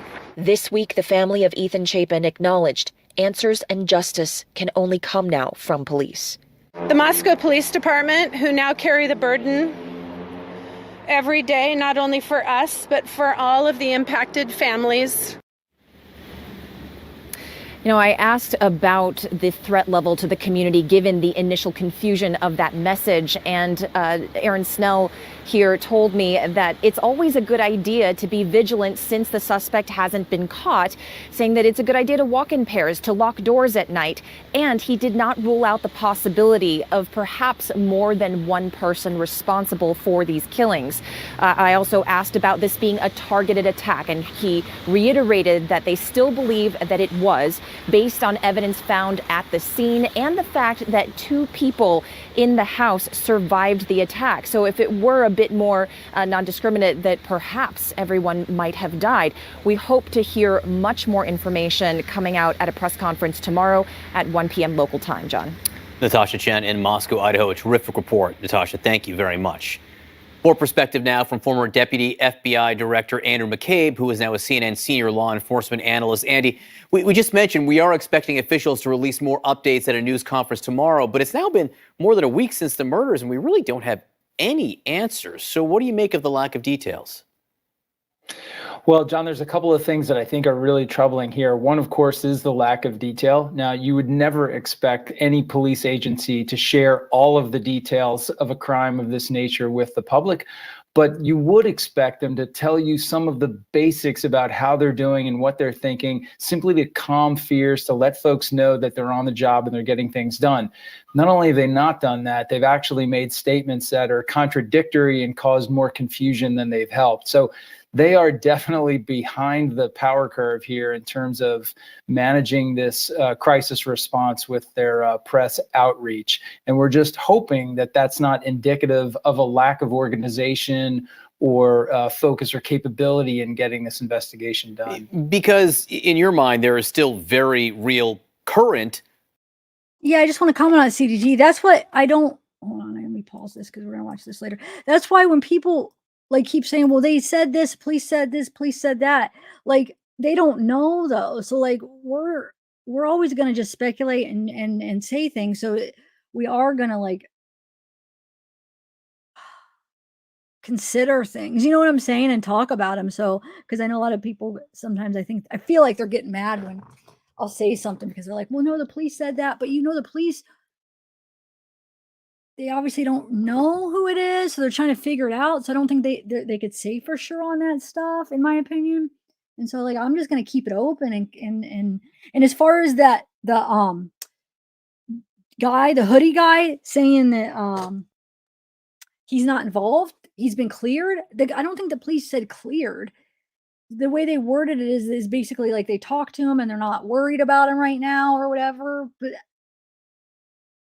I'm pretty sure they didn't use the term cleared because I don't think they've cleared anybody, in my opinion. From what they said, I don't think they've said anybody's like ultimately cleared. Somebody could be okay right now, and then they might end up. It might lead them back to them. You just don't know, especially if they don't know who did it. How do they know if they like CDT? Like you said, how do they know the skin dog is not related? Do they? So we are gonna consider things. I mean, we are going to talk about different things in this live chat is all I'm saying. So hopefully that doesn't bother people. Even if the cops, say they don't think it's related. I just saw a thing up by Fox. Earlier they're saying that they don't think that they said that the past other murders aren't related. And then I just saw something where it says that they do think that it's, how do they word it? That they can't say that it's not related. So, I mean, who knows, guys? I just want to keep this chat open to any possibilities. Anything's welcome. I mean, any idea is not going to be, it's going to be okay to talk about. Thanks, love 'em, Jay. Thank you. Hey, Shelly. Your hair needs brushing? I know. He is to me, too. And even if he isn't the guy that did it, there's still something creepy, I feel like, about him because I'm looking more at the girl's reaction to him. Not even, it's more their reaction to him rather than his like actions, which is his actions too, but it's more how they are reacting to him that makes me think that he's creepy. Like they don't want to be, and I feel like that they like snuck out, like they wanted to get away from him. They did not want to be with him. So I'm guessing they're at the bar. I just think that they're at the bar. They met him at the bar. He's like, "Oh yeah, I'll come over to the food truck. I'll walk with you girls." And they probably didn't really want him to. He went with them. And they're probably like trying to figure out, let's get rid of him. I don't know, this guy's kind of weird. Let's try to, they didn't really want to go home with him. So they called for a private ride. That's just my guess. So anyway. All right. Public safety concerns there? No question. You have a quadruple homicide. You do not have, by their own admission. Exactly. And I think that if this is, let's say this is a serial killer, and maybe maybe that's why cops are saying that they think it's unrelated, maybe the other murders, because they do think it's targeted and it's not a serial killer. But let's say it is. You can't deny that all of them being on the 13th is not weird. All of them being like around 3 a.m. Well, the one they said it was just late at night. They didn't say, but the other one was like 3:30 a.m. All of them being kind of around the same time is weird. I know the one was actually technically on the 14th, but let's say they went into it trying to be on the 13th, but then that night ended up being on the 14th.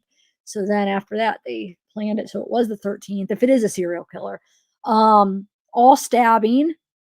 I mean, not that you could say, oh, they're for sure connected, but it's worth kind of looking into it. They haven't found the people that did the other two ones. So, I mean, I don't know. It's weird. If it isn't related, I mean, you got to admit that's weird. All on the same day of the month, all the same way, all around the same time, all when they were sleeping in bed. They're all in bed, basically, to a degree. I know Ethan got up probably or whatever, but basically it was planned where they would probably be in bed. All stabbed. Weird. I'm sorry. I mean, but like I said, I can't say for sure that it is, but it is something that just makes you go, huh, that's very odd. Like, there might be something to this. Hey, Quinny. Wait, did I say thanks? Where's the super chat? I want to say thanks.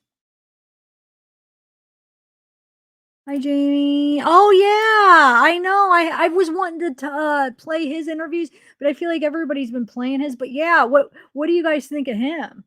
That Reagan guy? Is that who you're talking about? What's his name? Something Reagan, I feel.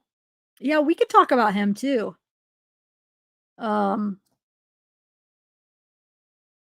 Yes, bend over.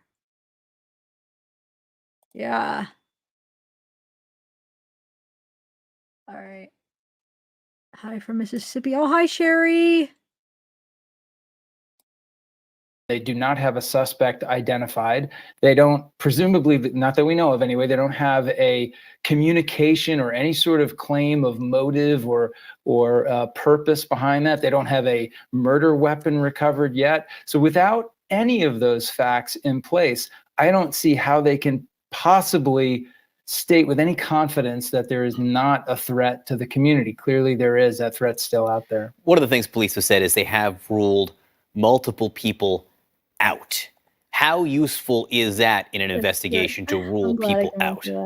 Oh, wait. You know, eventually, John, you want to rule people out, but I was struck with how quickly they ruled out a fairly large group of folks who seem to have played key roles in the discovery of this crime. So you have the two roommates who were on the premises when the murders were taking place.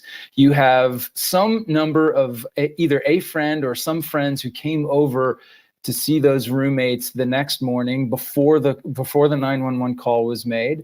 You have the individual who drove the two females from the food trucks back to their house right before the homicides took place. And all of those folks have been kind of dismissed as having no involvement. It just seems kind of quick to be writing off folks who were so close to this event. You'd think you'd want to do a pretty substantial, thorough investigation of each one of those people and their networks to ensure that there's absolutely no connection before you go out to the public and say, yeah, we've cleared all these people. But, you know, again, I don't know what's going on behind the scenes. Andrew McCabe, thank you very much for helping us understand the limited details we do have. Appreciate it. Thanks, John. The parents of one of the victims said that police have collected a lot of evidence from that house and that police told them the killer was, quote, sloppy and left behind a mess. But police have not yet made an arrest, not yet named a suspect, and they haven't found the knife that was used to kill those kids. They do say that they're not even sure at this point if the killer is still in town, the same town where the murders happened, Moscow, Idaho. And that means the town, the university, the students, and their families, thousands of miles away, are still living in fear until this butcher is caught. I want to bring in Chris Anderson. He's a retired homicide detective who spent several years as a fugitive unit supervisor. He is the co-host of the Discovery Plus series Reasonable Doubt and has a new podcast out with his co-host Fatima Silva. And Joseph Scott Morgan is a certified death investigator and distinguished scholar of applied forensics at Jacksonville State University. He's the host of the podcast Body Bags. Joe, I'm going to begin with you if I can. DNA phenotyping. I need you to explain to me why if they get any little piece, microscopic piece of that killer, whether it's hair or transfer DNA from his hands or blood, maybe there was a fight and he got cut too, they can rebuild who he is effectively. Can you explain this? Yeah, and if they can get even the smallest amount, as you mentioned, it's amazing what they can do. They can actually recreate a facsimile of this individual. It goes to things like the color of the hair, stature, nationality. They can look for certain racial characteristics, eye color. It's quite amazing, and it won't be, say, for instance, the exact person at that moment in time. The person who did this had to come in some way. And there aren't very many points of entry that are accessible to somebody. There are trace evidence experts, there's blood spatter experts. There's a lot of different kinds of analysis that needs to be made given a complicated situation like this. There are two ways of actually identifying somebody from evidence, and that's fingerprints and DNA analysis. So you could very well turn up the name of somebody through this kind of procedure. Sorry if you guys are confused. This is a compilation, so like it cut to like a different part, and the only reason that cut out at that part is because that was the end. You know how like there'll like be clips. That was the end of that clip, so I didn't purposely do it. I would have played like the rest of it, but then some of you guys, I don't know if anybody caught it, but it went from one person to like one guest to like the next guest. But yeah, this is the big compilation. Just can't imagine how hard it would be to track down all the people who've been in and out of that house for the parties and the fun and the tenants over the years to make sure that they're eliminated from the samples that they may end up finding from the killer. Greg, let me get you in on this. Having worked on the Amanda Knox case, it's eerie. I know it's different, but again, it involved a stabbing. It was very mysterious. DNA played a huge role in it. There was a small town. The people there were very impatient to get results, and Amanda was wrongfully convicted. I'm wondering if you see any parallels or any concerns in the way this case is progressing. Yeah, there's a lot of eerie parallels, as you said, and really we have another case in Idaho that I worked on, which is the Angie Dodge murder, and Christopher Tapp that was incarcerated 20 years wrongfully for that murder. We helped the police find the man who confessed and who matches the DNA. In both of those cases, young women killed in their bedrooms, deep gashes to the neck, and a rush to find evidence to arrest a suspect. And we had huge mistakes made. And in the Angie Dodge murder in Idaho Falls, they took DNA from over 100 people. They didn't take DNA from Mr. Drips, who lived across the street, who could see into Angie's window from his house, who had no alibi for the time he was missing. The police interviewed him. They didn't have DNA. He could have been compared originally to it. So if I had any advice to the very hardworking people there on the ground, anytime they interview somebody, take a swab. And that can just quickly eliminate them, even if they're not considered the prime suspect. The problem so in these incredibly critical. Yeah. Looking for a motive might be too early for all of us. The evidence, it's in 103 samples they took. Somebody's DNA is there. I'm going to guess that the perpetrator's DNA is there, and they'll be able to ID somebody. It's hard to stab 4 people without getting some blood on your hand, and that becomes slippery, and it is easy to cut yourself, especially when some are fighting back, as we learned from the coroner. Listen, Larry, I've only got about 45 seconds left, but the cars that are parked out front, the kids' cars that are still left behind, I'm curious about the GPS information that might be contained in some of these newer vehicles. Wherever those kids drove to, whoever they visited prior to these killings, wouldn't you need to get those cars to a specialized garage so that you could actually take the GPS information from them to discover what the tracks were of the kids before they died? I think that's absolutely correct. Again, we're talking digital evidence here. And along with the cars, there's the videotapes. They're looking for a video any place they can get it. Of course, it's not like New York City where you've got cameras on every building, so you can't escape being on video. But this in Moscow, they will try to get as much video as they can. They're going to go through the cell phones, their computers, their text messages, their and they've communication. already solicited all of the Ring doorbell cams. Thank you for watching. We're continuing to cover this story from every angle. Grace Anderson is joining us right now. She's a high school friend of Kaylee Goncalves and Zaina Kernodle, and she's joining us live from Boise, Idaho. First, so sorry for your loss. The pain of this, I can't even imagine. But we have the video of a couple of your friends. At least I know that Kaylee was there at the food truck. Do you know who all is in this video? Just Maddie and Kaylee, yes. Okay. And you were very close with Xana. When was the last time you spoke with her? I would say this summer. I mean, I would talk to her over Snapchat every once in a while, but this summer was like the last time I really got to talk to her. Do you have any guesses as to who could have done this? No, that's up to the authorities to disclose with everybody. Okay. Have you been in touch with the authorities? Have police questioned you and other friends, hopefully trying to get some more info and piece this together? No, but again, like I said, like I'm mostly here just to speak on behalf of Xana and Kaylee and honoring them, as well as Ethan and Maddie. Well, what would you... So until further notice of the authorities... Go ahead. I apologize.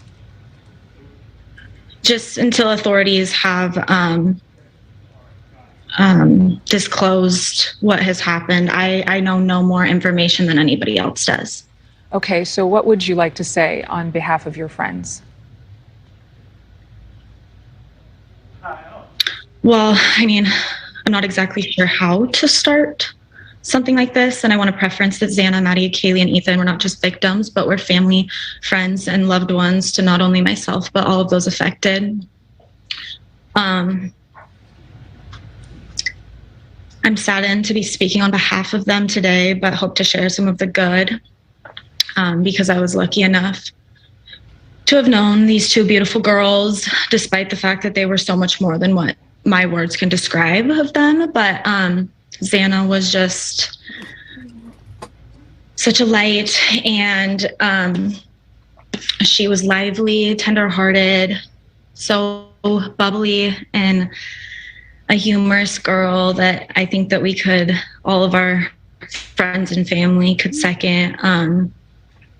As far as Kaylee, I didn't know her as well as Xana, but she was someone that when I went to the university was always checking in on me, making sure I felt welcomed and seen. Joshua, can you show your face though? Before I let you up.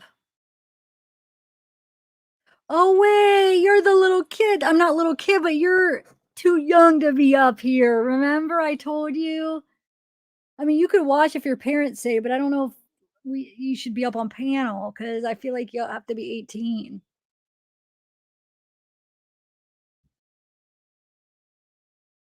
You know? I mean, you're like I said, if your parents say you're okay watching it, but you can watch it, but I don't know about being up on panel. I'm sorry. Because I feel like the 18, you have to be 18 for this type of content. Okay. Your little Cody man. Oh, USA. Yeah. These people reacted so much different than those in Truckee, and I'm like, oh, yeah. Just sorry. It's okay. When we think about this story, you know, a lot of college students, they go out, they have fun, you know, they might have a late night, they might go out till 12 or 1 in the morning, not surprisingly coming home in these middle of the night hours. For this attack to happen, do you want to clear the air with anybody watching at home? Were your friends into hard partying? Were they, you know, someone who hung out with the wrong kind of guys? Absolutely not. No, they were always very careful, always took the necessary precautions to be safe, staying with each other, you know, always traveling with somebody or in groups. They were loved by everybody. I can't think of anybody who would have an ill thing to say about them or wish them harm. Yeah. Yeah, right. Right. Well, we want to thank you, Grace, for being here this morning, and a strength to you and your heart and to all the family members and friends of these girls and Ethan. Thank you. Thank you. I'm very sorry to meet you this way. What do you want people to know about your sister? Yeah, I think the most important thing to know about Kaylee is she was a go-getter and she was an absolute fighter. And I want people to take this personally because she was everyone's daughter. You know, she's the neighbor, she's the friend. You know, she was the girl who made your coffee in the morning. And everyone should be taking this personally. So we're taking it personally, and it doesn't make any sense, certainly not to you. In terms of what you understood about your sister's life, was there any threat that she had ever had? Was there anybody who was coming after her on social media? Did she have a past, a problem with a boyfriend or a friend? Anything to inform why somebody would do something so violent to her, her friend, her other roommate, and her boyfriend? Absolutely. There's nothing. There's no boy problem. There's no threat. There's no high-risk lifestyle that could have indicated this. It has taken all of us completely by shock, and we have absolutely no ideas. None. Now, your frustration, other than just dealing with the tremendous loss for your family, is what in terms of the investigation? I think this happened in a small town, and I absolutely understand that local authorities were probably overwhelmed, and I don't blame them at all. They did exactly what they should have done. But we're losing critical time, and I want more coverage. I want more done. I understand that we can't release information. It's an ongoing investigation. I don't ask for that. I don't want to impede on anything, but I want more people speaking out. And if that takes the police to push that agenda, that's fine. But unfortunately, I feel like it's been me and the families pushing that agenda, and that's been really difficult. So my name is Stacy Chapin. I thought I could do this. Hey, darling. Today we're here to honor the life and legacy of our son and brother, Ethan Chapin, one of the most incredible people you'll ever know. Together we want to extend gratitude to the following. Our neighbors in Mount Vernon and LaConner, Washington, and the local communities of Priest Lake and Moscow, Idaho, for their ongoing support and care. Our extended family and friends who serve as beacons of strength and remain by our side throughout every moment. The Moscow Police Department, who now carry the burden every day, not only for us, but for all of the impacted families. And the many strangers across the country, your outreach and kind words are profoundly touching.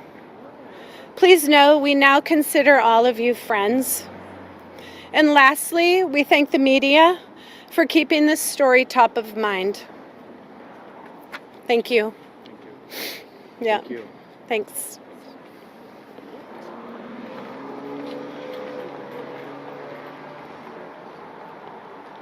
This morning, growing fears as authorities chase down leads in the desperate search for the killer who murdered 4 college students at the University of Idaho. Detectives are actively working this case, and so we're moving forward. The community on edge, but with more information, detectives revisiting the crime scene, piecing together potential clues. As time's going by, it's feeling a little uncertain, and the more news reports that come out, just, being cautious and just kind of keeping an eye on where I'm going and what I'm doing. Overnight, Ethan Chapin, the oldest of triplets, the first victim to be memorialized. His mother emotional as she spoke about her son. We're here to honor the life and legacy of our son and brother, Ethan Chapin, one of the most incredible people you'll ever know. His family grateful for the support from loved ones and strangers. Your outreach and kind words are profoundly touching.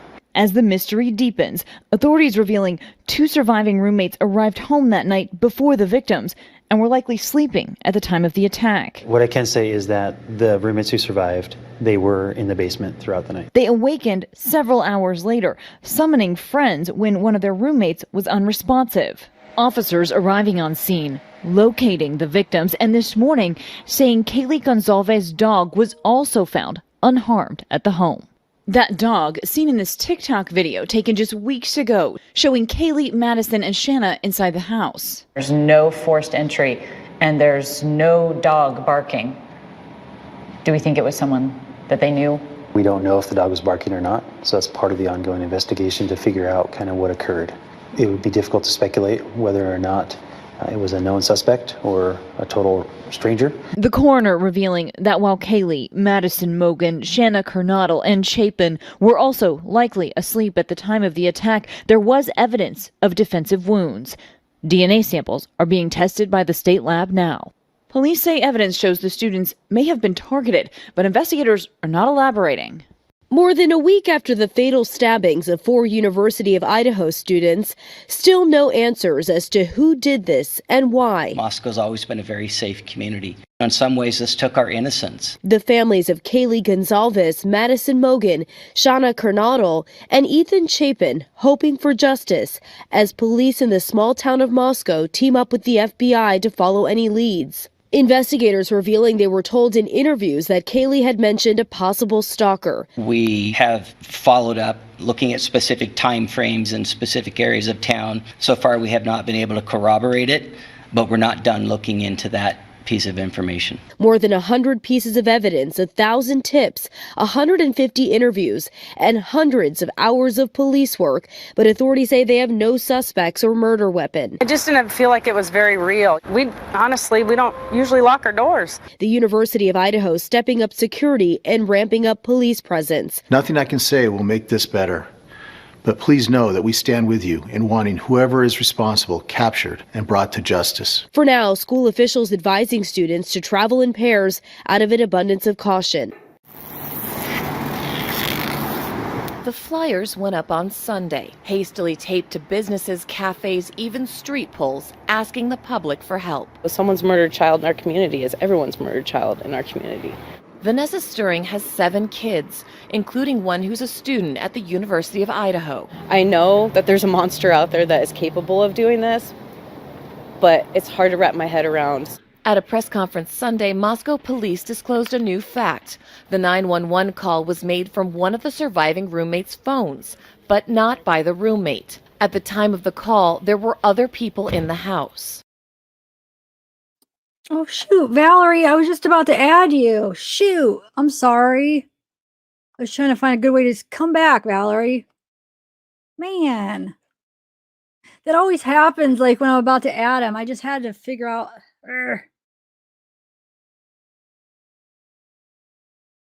Valerie? All right, Miss Dog Lover, will you show me your face? Okay. Thank you. And Valerie, are you in chat? Man, I'm sorry. I took too long, I feel like. Okay, I'm going to add oh,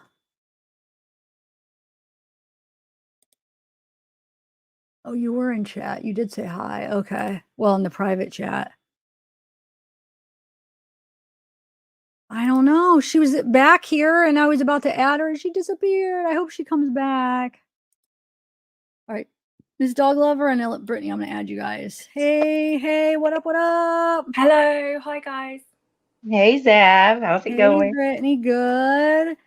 Hey, Miss Dog Lover. Hi. How you guys? You guys good? Wait, where are you from, Miss Dog Lover? You have a accent. England. Okay. Yeah. Oh, all right. Yeah. Well, So Miss- I've just discovered your channel and I think it's great. So just wanted to dial in quickly and say hi and Aw. just share a few thoughts with you, if that's okay. Yeah, that's fine. What's your So, thoughts? Yeah, so I've seen quite a few comments in the chat, people suspecting people very close to the families and friends and exes and that kind of thing. And I know it's kind of natural to look very close to the victims, but I think we need to be really careful about this so that we don't suspect people that are very innocent and who are in a lot of pain at the moment. And, you know, a recent case and evidence for that is Delphi, because some people were suspecting the families, wrongly so. And then look at what happened there. Richard Allen came out of nowhere. Wow, was there a lot of people suspecting Delphi family? I know there was like the part where like Libby's dad, I heard like a little bit of, theories on that, but I didn't realize that was big into like the families being, well, I guess that probably happens with like all the cases, huh? Or a lot of the cases. Oh, Yeah, I okay. mean, a lot of conspiracy theories, wrongly so, and a couple of YouTube channels that should be shut down, quite frankly. So I think people just need to be sensible about it and think logically. Don't automatically suspect the family members. Keep an open mind, but just be sensible about it. Okay. Were people like not? Oh wait, my computer. Were people not? Were they being like disrespectful in chat about it or something, or no? Just. Well. I've seen a few comments that probably not appropriate, but okay. I'm not going to call anyone out on it. Okay.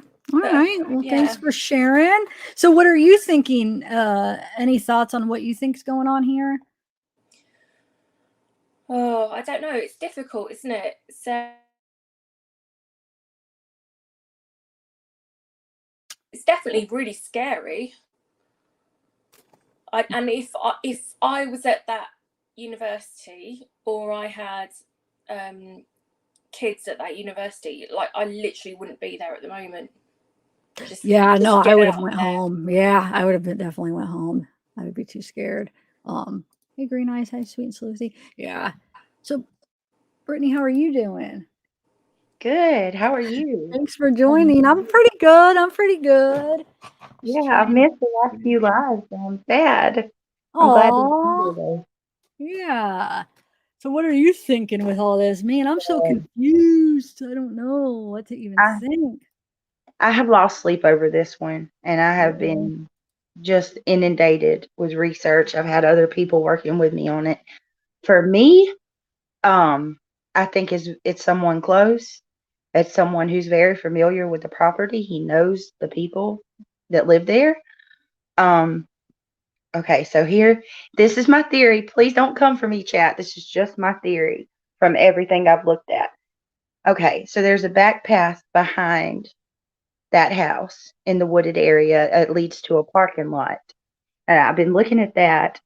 Someone could come through that little area off of that ledge and go straight in the house without being spotted. I do think that he was potentially on foot because there was ice and snow that night. And I do wholeheartedly believe that it's either Kaylee or Maddie that was the target, but I'm leaning more towards Kaylee. So. Okay. Is there any reason why? Oh, thanks for joining, T-Rev. Why Kaylee? I mean, is there anything behind that? Okay, because Kaylee was going to leave soon. She was going to Texas to take a new job. Okay, so there's a couple people I'm looking at, and I know a lot of people saying that they're saying that Jack D isn't a suspect, but they didn't necessarily clear him. They just said that they don't think that he was involved. But they didn't clear anybody. I mean, I don't think they didn't officially clear anybody, huh? No. And if you listen to Kaylee's mom's interview, when she talks about Jack, she mentions that Kaylee was the one that ended that relationship. She thought that they were going to get back together, that, her and Jack had been talking the whole week that Kaylee was at home, but she's about to go to Texas to basically start a new life. I think she ended that relationship because of just that. She knew that, they were going to be separate, and maybe she didn't want to do a long distance relationship. From the way that her mom described it, Kaylee took breaks all the time. So she was home. She wasn't supposed to be there in Idaho. At the house that night, but she decided to come home to show her car off and go to a party. So who's to say that the person that, did this didn't take the opportunity while they had it? And I think that Ethan and Xana were just caught in the middle, because maybe as the intruder was coming down the stairs to leave on the second floor, it woke them up. I mean, if you look at that blood that you were this is another thing I found, or I was paying attention to last night. The blood leaking down the foundation. You look at that particular area. That's where a bedroom would be on the second floor, and we don't know exactly where they were sleeping. But if I had to guess, I would think Ethan and Xana. Well, say that's Xana's room. That's directly over the top of another bedroom on the main floor. How? I can't. How did the surviving roommates not hear that? I don't know. I mean, do you think they just thought that they were like partying and just I mean, because we don't know, like, where was there like screams, or was it just like kind of wrestling around, or like I wonder what it was that happened. Do you think that there was like actually screams? I'm thinking maybe not, because they probably would have heard that, right? And that would have been I was like, thinking maybe not scream so much, but think about being like in an apartment building and the person above you, if they're running around or jumping or anything like that, you will hear like thumps and thuds in your ceiling, like some kind of loud bang. yeah. I just don't think an attack of this magnitude would be quiet. No, I mean, it is kind of weird. Man, it is weird. It is odd. Unless if like I wonder if they were just like loud people anyway, maybe. I don't know. They're probably like racking their brains, like, you know what I'm saying? I'm sure it's driving them nuts. Like, how didn't they hear something, or how? Oh Well, okay. man. Someone said, why would there be jumping or running? Not necessarily jumping, but think about this. Xana's family said she fought back. Well, if there was a tussle, could somebody have fallen to the floor? I mean, just think of anything that wrestling with somebody. I don't know. I'm just, kind of speculating and trying to understand it. But it is very possible they slept through it. If they were like drunk, and you know how sometimes you sleep pretty hard if they're passed out. I mean, I guess I could see it, I guess, but unless if they did hear it and they did think they're just out partying or just being loud. Just I don't know what sounds like. It probably was more wrestling around. So, Yeah. but I mean, if Ethan like went out and heard something, you would think that would have been on the main floor, so they wouldn't even have been that. They were just below him. So like. He's a big guy, so when he falls down or whatever, like that would have been pretty loud probably, because he seems like he's like a bigger guy, like tall and just yeah, it's weird. It's weird. I don't even know. Hardwood floors sounds echo with a hardwood floor. Yeah, that's true. The hardwood floor, that would even be more. I wasn't even thinking about that. Hey Kelly, can you show your face real quick so I could add you?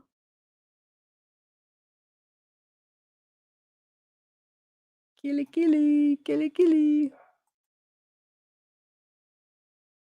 All right. Oh, there you are. Okay, cool. Thank you. You could turn it off now. How am I a sellout? Wait, what do you mean, Chinka? What did I? That's funny. Like, what did I just do now that makes me Girl, that is an because I'm just obvious listening play. to people's opinions and saying, oh, okay, like, oh, yeah, that makes me a sellout. Okay, whatever. Yeah, such a sellout. All right, Kelly, I'm going to add you. What's up, Kelly? So we got wait, hold on, what do we got? So we got Miss Dog Lover, Kelly, Brittany. Oh, can you hear Kelly? Hi. Yes. How are you? Good. Sorry about the glare. Oh, it's okay. It's okay. Hi, Kelly. I'll get on my knees because my chair's too short. No, I'm too short. Sorry. Can you just wait 1 second? I love you so much. I'm just going to grab my little paralyzed Cody and say hi real quick, okay? Okay. All right. Thank you. All right, yeah. Sorry, I managed to kick myself out. Oh, it's okay. It happened a lot. It happened. I just wondered, zavgirl, what are your thoughts on the case? Do you have any POIs? I'm still the hoodie guy is bothering me. Oh, that's Cody. Hi, Cody. Oh my God, he's so cute. Oh, How he's adorable. He's the best wee boy. All right, I'm gonna put him back in his bed, and I'll be right back to chat. Thank you so much. Oh my God, he's so cute. The hoodie guy bothers me too, Zab. The Yeah, hoodie because guy definitely bothers even me. if he's not involved, like I still think that the girls do not like they're kind of creeped out by him. But I just think, yeah, he's not off my radar. That's like the person I keep going back to. But besides that, I don't know. Then you have what's the ex-boyfriend Jack? What's Jack D or whatever, right? I think I got that right. Mhm. Is he the one that dyed his hair? Allegedly, yes. Okay. So what He is bothers me, and Jack S, the hoodie guy, bothers me. Those are my two Yes. side eyes right now. So, but okay, so was Jack D, was he really, isn't he the one that said that he was like how many hours away? Or is that the other one? Wasn't that Jake that was so many hours Yeah, away? yeah, sorry, that was Jake. You're right. So, how far was Jack D?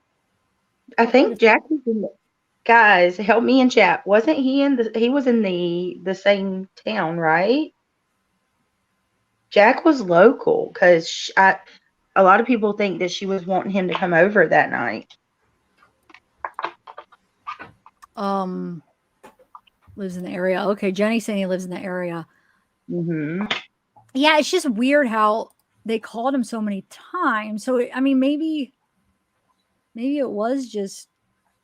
I mean, you don't think there's a possibility that it was during, like, when they heard something or something, or it was just probably calling to get a hold of them? Or do you think there was anything connected to, like, the time where they heard something or something was going on that they called him for help? Probably not, though, because it was, like, a span of, like, what? Too much time, probably, but just Yeah, weird. so to be fair, what Sleuthy's saying is it hasn't been confirmed. I had to say this last night too, that Jack S is hoodie guy for sure. So yeah, I think it's Yeah. safe to say that. Yeah. That's true. It does look like him though, like because I had a couple like, oh, I meant to do the to try to clear up some of the screenshots, but like when I freeze framed some of that from the food truck, and you could kind of see his face, I feel like I don't know. I'm pretty convinced that it is. I know we can't say 100%, but his face, I get a couple good, really good shots of it, and it does look like him to me. But Well, okay, so if it is him, right? mhm. He's the one who was kicked out of Sigma Chi. Yeah. Okay, so that's my only hang up with Ethan is that's the same fraternity that Ethan's in. Did Ethan know anything about that? Was he a part of that in any kind of way? And where was Anna and Ethan between 9 and 1:45? That kills me. That time of that Yeah. gap in the timeline. But like at one, it wasn't it like at one that she called, or no, not at 12, or when she called her dad saying they were home just hanging out. But Yeah, I then think it was. Yeah. I think so. Yeah, but then why can't they just say that? I guess from 9 to 12. Then where were they? Right? Mm-hmm. I guess they don't know. I mean, nobody knows because they're not alive to say. But somebody had. I mean, unless if they were just by themselves. I mean, somebody would have to know where they were, right? Right. And think about this too, Zab. I find this odd. Why would they only stay at the frat party for an hour? I know. I was wondering that too. I'm like, what kind of party? That must have been a boring party to stay at only an hour. Unless if it was just like a specific like thing that was just lasted an hour. I don't mean what kind of party was it? Oh, who's that one, Kelly? I'm back. Sorry. And yes, there's Oh, several. that was Keely, my girl Chihuahua. Is that? Oh, okay. Yeah. Oh. Sorry, I don't know if you're talking to me. Yeah, it was cute. Kiwi and I have a Cody. question. Yeah. They're best friends. Yeah, but Cody knocked Kiwi up when we first got them, and he wasn't supposed to. Aww. So we had 3 puppies. Oh, okay. Wow. Much information. But I had a question in regards to the 2 surviving. Can you hear me? You're cutting out a little bit, but and also I think you're on a delay. So if it sounds like I'm interrupting you, it's because I think you're on a delay for some reason. It seems like. But go ahead. Try to say what you're going to say. No, I heard about you. You interrupt everyone. I'm joking. I was joking. Oh my God. Oh, you're right. I know people have said that before, and I know you're not because of the delay. Candy, real quick, Candy said there's a new timeline in your chat. Candy, Okay. what new timeline are you talking about? Can you say where you saw that at? Miranda, yes, I showed that. Earlier I showed the screenshots. I could pull it up about the black glove. I actually was from that live. Here, I'll pull it up real quick while we wait for the timeline. They're not just talking about the timeline that's been corrected a while ago to 156 or whatever. You know how they had that? Is that I don't know. Wait a minute. OJ was there? Yeah. Oh, You said a black glove. Sorry. Yeah. I know it's not time to be funny. I'm sorry. No, I've heard that about the Life's black too serious. glove. No.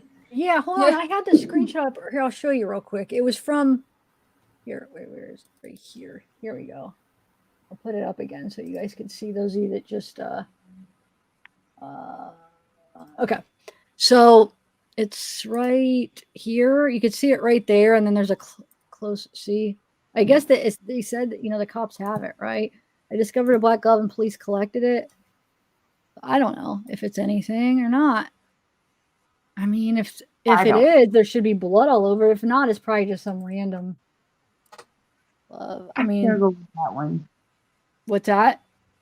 I just I don't know. That's weird. A random black glove and law enforcement and FBI officials. It's a small area, the yard. It's not very big, and they missed that. Yeah, that is kind of yeah.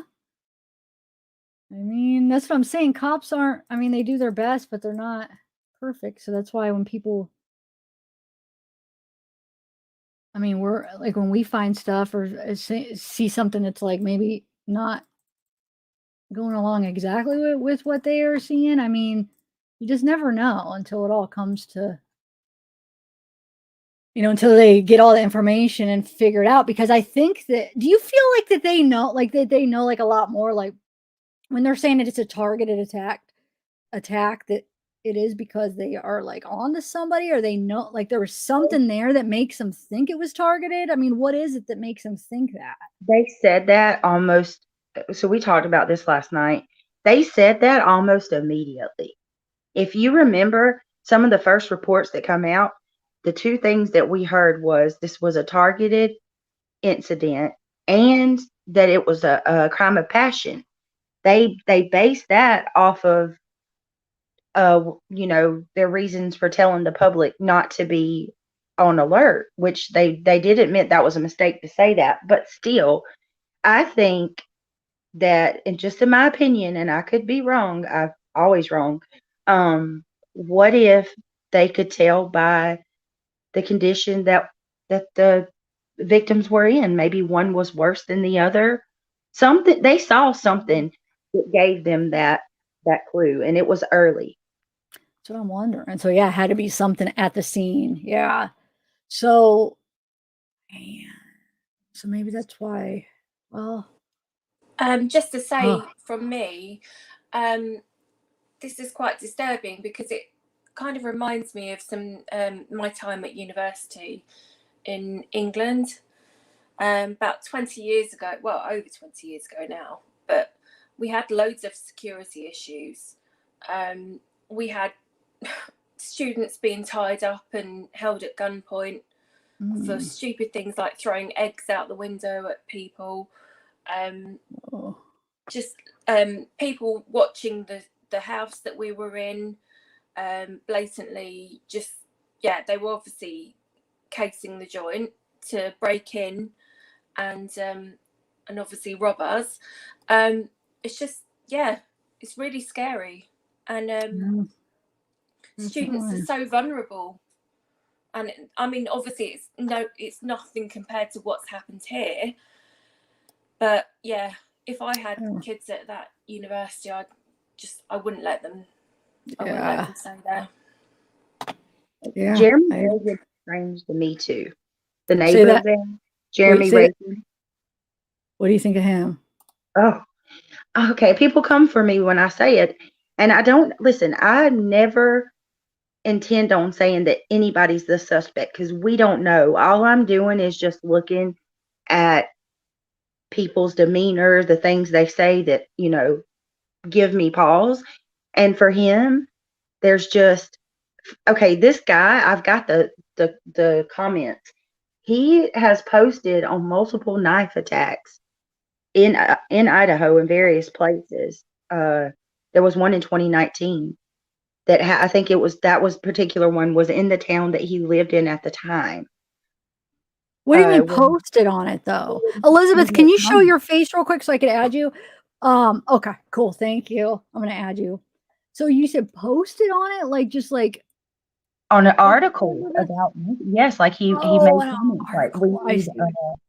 one of his comments was we need knife control. There was another where he was talking about the suspect was a clown from a particular movie. I'll have to pull him up, but he's made various posts on different articles that were about knife attacks in Idaho. Even somebody in chat will know what I'm talking about. And then here he is doing multiple interviews, and then he mentions looking up in the girl's window, which kind of was a little weird. So yeah, he's another one that's kind of odd to me.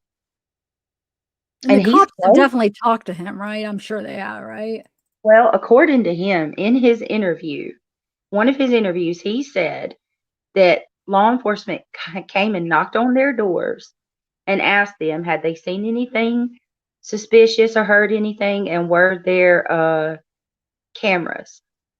Like, did anybody have surveillance? And that was it. They talked to him one time. Huh. Okay. Elizabeth, So how are Just you? to add, doing sorry. good. No, go ahead. Sorry. That Go ahead. investigator that found the glove, they also did like through the car and went around the property there in Moscow, the victim's home, and it really showed that right behind that parking lot there behind their home, there's really a steep hill and some fences. So coming up, through the backyard, other than that apartment building, because that's a dead end over there, and then that parking lot, there's really not another place for somebody to get through. I understand there's a little trail that leads up to the parking lot, but on the other side of that parking lot, it's a pretty steep hill. And then he was saying the night that it happened, it was like 20 degrees. There was moisture, it was foggy, and it would have been, pretty slippery and things to that nature. I know there was some snow on the ground already or ice. So that was pretty interesting because I had begun to think that, maybe they walked from over it in that area through that parking lot and then kind of stalked or watched. But now I'm thinking if they were in that parking lot, they were either on foot, just waiting in that parking lot to be able to know when a good time to come in was, or being that it's all dead ends down through there, it was somebody who knew, where they were going and what they were going to do. And then knowing that Dylan was staying the night, sorry, Ethan was staying over, and Kaylee had been out of town and technically wasn't supposed to be there that weekend. To me, it makes it seem like the other girl, Maddie, was more so the target. And if somebody was watching and knew that Ethan was there, I mean, clearly this person is out of their mind. They're going in willing to either die or go to jail or kill multiple people and attempt to get away with it. It seems like in their mind, going for Ethan while he was asleep would be priority number one, because Ethan would clearly be the one to be able to overtake him or overpower him if things did go awry. So I kind of opposite on Brittany on thinking that Maddie was the target and not so much Kaylee. I could agree with you on Maddie too. She would be my next guess. I think either way, it's both one or the two girls. Really? Okay. Dude, my screen is black. Can you guys see me? Yeah. Yeah. That's Like so mine weird. shows black. Like it's completely black. All right. Well, I'm glad you guys Oh, can you see don't me. want to see me at this time of night. No, it's just like, oh, that's so weird. But no, regardless of who was the target, I think what's quite scary is that there's woods, isn't there, around the house? So anyone could have been watched at any time. There I am. I'm back. Okay. Yeah, that's true. Marika, I'm gonna add you right now, okay? So weird. But yeah, So there I'm hey, gonna Marika. go and give other people a chance to get on. Okay, Miss Dog. Love her. It was lovely. Thank you so much for having me on. Oh, thank you for coming on. Thank you so much. It was nice to meet you. See you later, guys. All right, bye. Bye. With your But just beautiful like accent. on what she was just last saying, yeah, they could have been what Miss Dog Lover just said about that. They could have just been somebody could have been watching that whole time, or a lot. Man. So how are you, Marika? Am I saying it right? Wait, we can't hear you. Are you on mute? I can't hear you. Huh? Can you guys hear her? No. It's not showing she's muted. I know, that's why I'm confused. It's not showing you're muted, but we can't hear you. I see, Sluicy. Yeah. You think that's the only reason, though? But what if it was because their doors were locked and they were in the basement? You know, that you don't think they weighed all that out? Micah, I don't know. Did you share your mic though? See if your mic is shared. Think about it. Go ahead, what? Sorry, I was just gonna say, think about it like this too, though. Like, if it was random, I would think that the suspect would case that entire house and find everybody. Like, if it was a serial killer, house out. Yeah. I mean, unless if they thought they had everybody, because I mean, maybe some people don't think that there's gonna be rooms, like bedrooms on the bottom, like basement. Yeah. Or if they got scared, I mean, they've already killed 4 people. Maybe they kind of started getting freaked out. They just wanted to get out of there, you think? Or I don't know. It's weird. It is weird. Or those doors being locked downstairs, having to kick one of those doors in or something would give somebody time to be alerted to where maybe the other doors were not locked. Yeah. Didn't they say that they had their doors locked, right? The roommates? Yes, the girls downstairs actually, because people come in and out that bottom floor door, which is right by their bedrooms doors on either side is one of their bedroom doors. So they would keep their doors locked a lot because roommates, friends, everybody in and out that front door all the time. They wanted to give themselves some type of protection. Yeah. So, I mean, that could be it right there, too. Maybe they even try to come in. And as far as random, after seeing like the drive from the bar and the other side of the highway when the couple that was down there investigating took up to the place, I mean, the only random that I can get is, them being followed back from the bar or something to that nature, because there's just not house after house after house down there. There's some duplexes, there's some apartment buildings, and it's a cul-de-sac and dead ends. Yep. Those apartments bother me though. I think that's partly why the police also, feel like it's targeted, because there's not many random people that's just going to be in that area. And a lot of people that have been talked to out in that area have said, we've seen out people in the windows there, or seen them outside or heard them outside. So it seems like since they were on that hill a little bit like they was, that their place was a little higher than everybody else's. And anytime their lights were on, even if the blinds were closed, you know, you could see people passing through. And I don't know. If you look at that house, a visual of the house at night, you could like with the blinds are open. Yeah, you can see so much, especially in that third floor, Yeah. on the third floor, and it just stands out. Absolutely. The some of the guys from the fraternity across the street said they could see people in there moving at night. Wow. Man, that's creepy if somebody was just like watching them. Like, And that's like a 5-minute walk, that fraternity that Ethan was in. It's like a 5-minute walk across the main road there. Actually, there we were looking last night. There is a path, a shortcut from that fraternity to Taylor.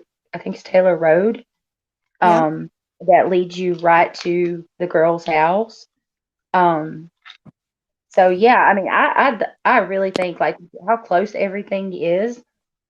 The person was on foot, and then you got to think 20-degree weather, ice on the street. It was snowing. That's another reason I think maybe it was close. Think about if it's somebody that's fairly close to them, go in on foot, run out, get back home within a few minutes, washed up, clean, done. You know, I mean, yeah. Oh, so you think I mean, you're thinking maybe a student? I think yes. What about that guy that was arrested? Oh wait, who's here? Oh, Marika, where did you go? I'm gonna add you back. I didn't even. Oh yeah, because we couldn't hear you. That's right. And then he dropped off. We still. I can't. I don't. What? I don't know. Even know what's going on. Do you guys? I mean, Brittany, do you have any like ideas of why we can't hear her? you have to. The only thing I can think of is maybe she didn't give permission for on StreamYards for her mic. I know that's what I'm Or thinking. that, or you might. Can you, if you can hear me, can you try some earbuds? Like, do you have some headphones or an earbuds maybe to try? I'm so sorry. Yeah, earphones. Can you plug the earphones? That's what sometimes you have to do. Maybe that's it. You're right. But I'm not sure. Okay, so if she's using the mic from the computer or is she using like a microphone, like if she's using like an external microphone, you'd have to probably plug it into the microphone. Or even if you have your phone, can you try maybe to come back on your phone? Because you can come on StreamYards with your phone as well. Yeah.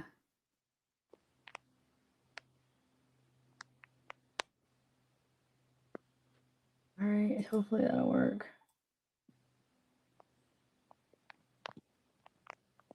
I had heard somebody was saying that it had been verified that Ethan was found on the floor. Have you seen any reports of that being verified? No. Yeah, no, I mean, I haven't seen any like official reports, but on the floor below. Wait, what's the? Oh, that's just yeah. But I heard that. That's what I heard, that he was on the floor. I don't know if that's been like. I don't think It it's been hasn't officially been confirmed, confirmed, but there are a couple of things that give us hints that maybe this was possibly true. Yeah. The 911 call update from law enforcement. They said that one of the surviving roommates found one of the victims on the second floor. They had to have been separated or they would have found both victims. So I think Ethan maybe made it to the living room, hallway, or somewhere that wasn't in the same room with Xana.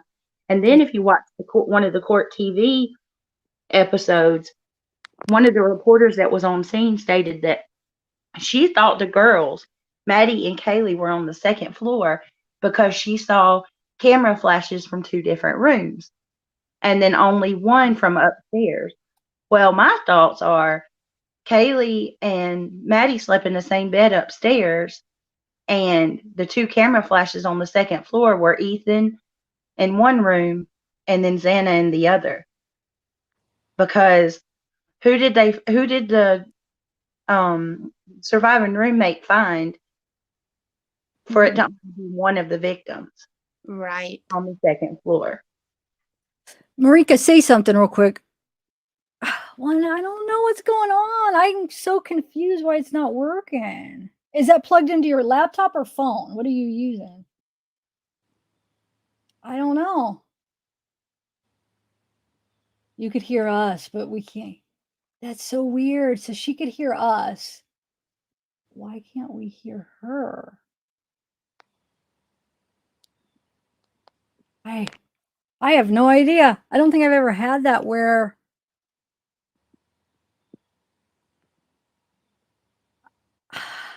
so the mic has to be. I don't know, Marika. I'm sorry. I have no idea. I'd have to be there to try to figure it out. But yeah, but camera flashes though. You're saying on the main, like the main floor where Xana and Ethan's room, or where Xana's room was, that they saw like two different camera flashes from two different areas. Yes, like they were collecting evidence from two different rooms in the upstairs in the second floor area, or on the second floor. So Well, they could were it be the kitchen and like that? I mean, it could be the whole house, like wherever they came in and stuff. I mean, why would that mean that? Because there's only one. Isn't there only one bedroom on the second floor? Isn't there? Or is there no, more than one? there's two bedrooms on each level. Well, then who sleeps in the other bedroom on the second floor? Then nobody. I think it's empty. Yeah, from my understanding. Oh, okay. So you think that Maddie and Kaylee were sleeping in the same room? I do, and the reason I believe that is because the calls to Jack that night, they were calling together, and that was like right before 3 o'clock. What was like 2:50 was the last call, or like around that time. And Kaylee was getting ready to move out. And I don't know, for just some reason, I could be wrong. This is all my speculation and theory, but I mean, how many times have you slept with your friend in the same bed? I have 100,000 times. And I could just see them, hanging out in the room, laying down, trying to get a hold of Jack for whatever reason, and they crashed in the same bed. Same. Yeah, I could see that too, definitely. So yeah, maybe they were. So that would be, so I guess that would make sense if there was only one possible target and then Ethan heard something, and that's why him and Xana. Yeah, because in that update we got, it said one of the roommates found a victim, and thought that they had passed out and was unconscious, and they called wanted a friend or friends to come over because they thought the victim had passed out and was unconscious. Which another way of thinking of that one, which I initially thought, was maybe he had gotten in front of that door, the bedroom door, to where it wouldn't open all the way. And they'd been trying to get a hold of him. And of course, the girls say they heard something the night before. They assumed it was the norm and locked their doors. And when they couldn't get a hold of anybody, and then trying to get the door open, couldn't really open the door, they called people and was like, somebody's going to have to come kick Xana's door in. We can't, and then somebody else was like, no, that's something else is going on. We need to call the cops. Or maybe they did get it open a little bit. I don't know. I thought maybe the killer might have locked the door on the way out to try to give themselves a little more time. Yeah, maybe. Huh. So many unanswered questions. And then like, if that one post was true, like the one that I read earlier, which I don't know if this is true or not, it was just somebody posted that how that kind of happened, how like, have you heard that, Brittany? Did you hear when I read it earlier where it said one of the roommates was like ran out of the house, like, and tried to call 911, and it was somebody that a bystander outside that ended up taking her phone and No, telling I her. didn't know that. I missed I mean, that. it's just What? I don't know if it's true, but that's what one of the people said that they talked to one of the, how did they word it? One of the bystanders or something. So she, like, saw Ethan. I guess he was on the floor, and she was, like, hyperventilating, freaking out. She ran outside to try to call 911, but couldn't really get a word out, like, to 911, and then one of the bystanders, like, people kept walking by and seeing her out there, and then one of them called, and then they all went in, and so they said they Oh my contaminated God. the scene because they didn't realize it was, like, this murder scene, so there was a lot of contamination maybe from the people from outside going in.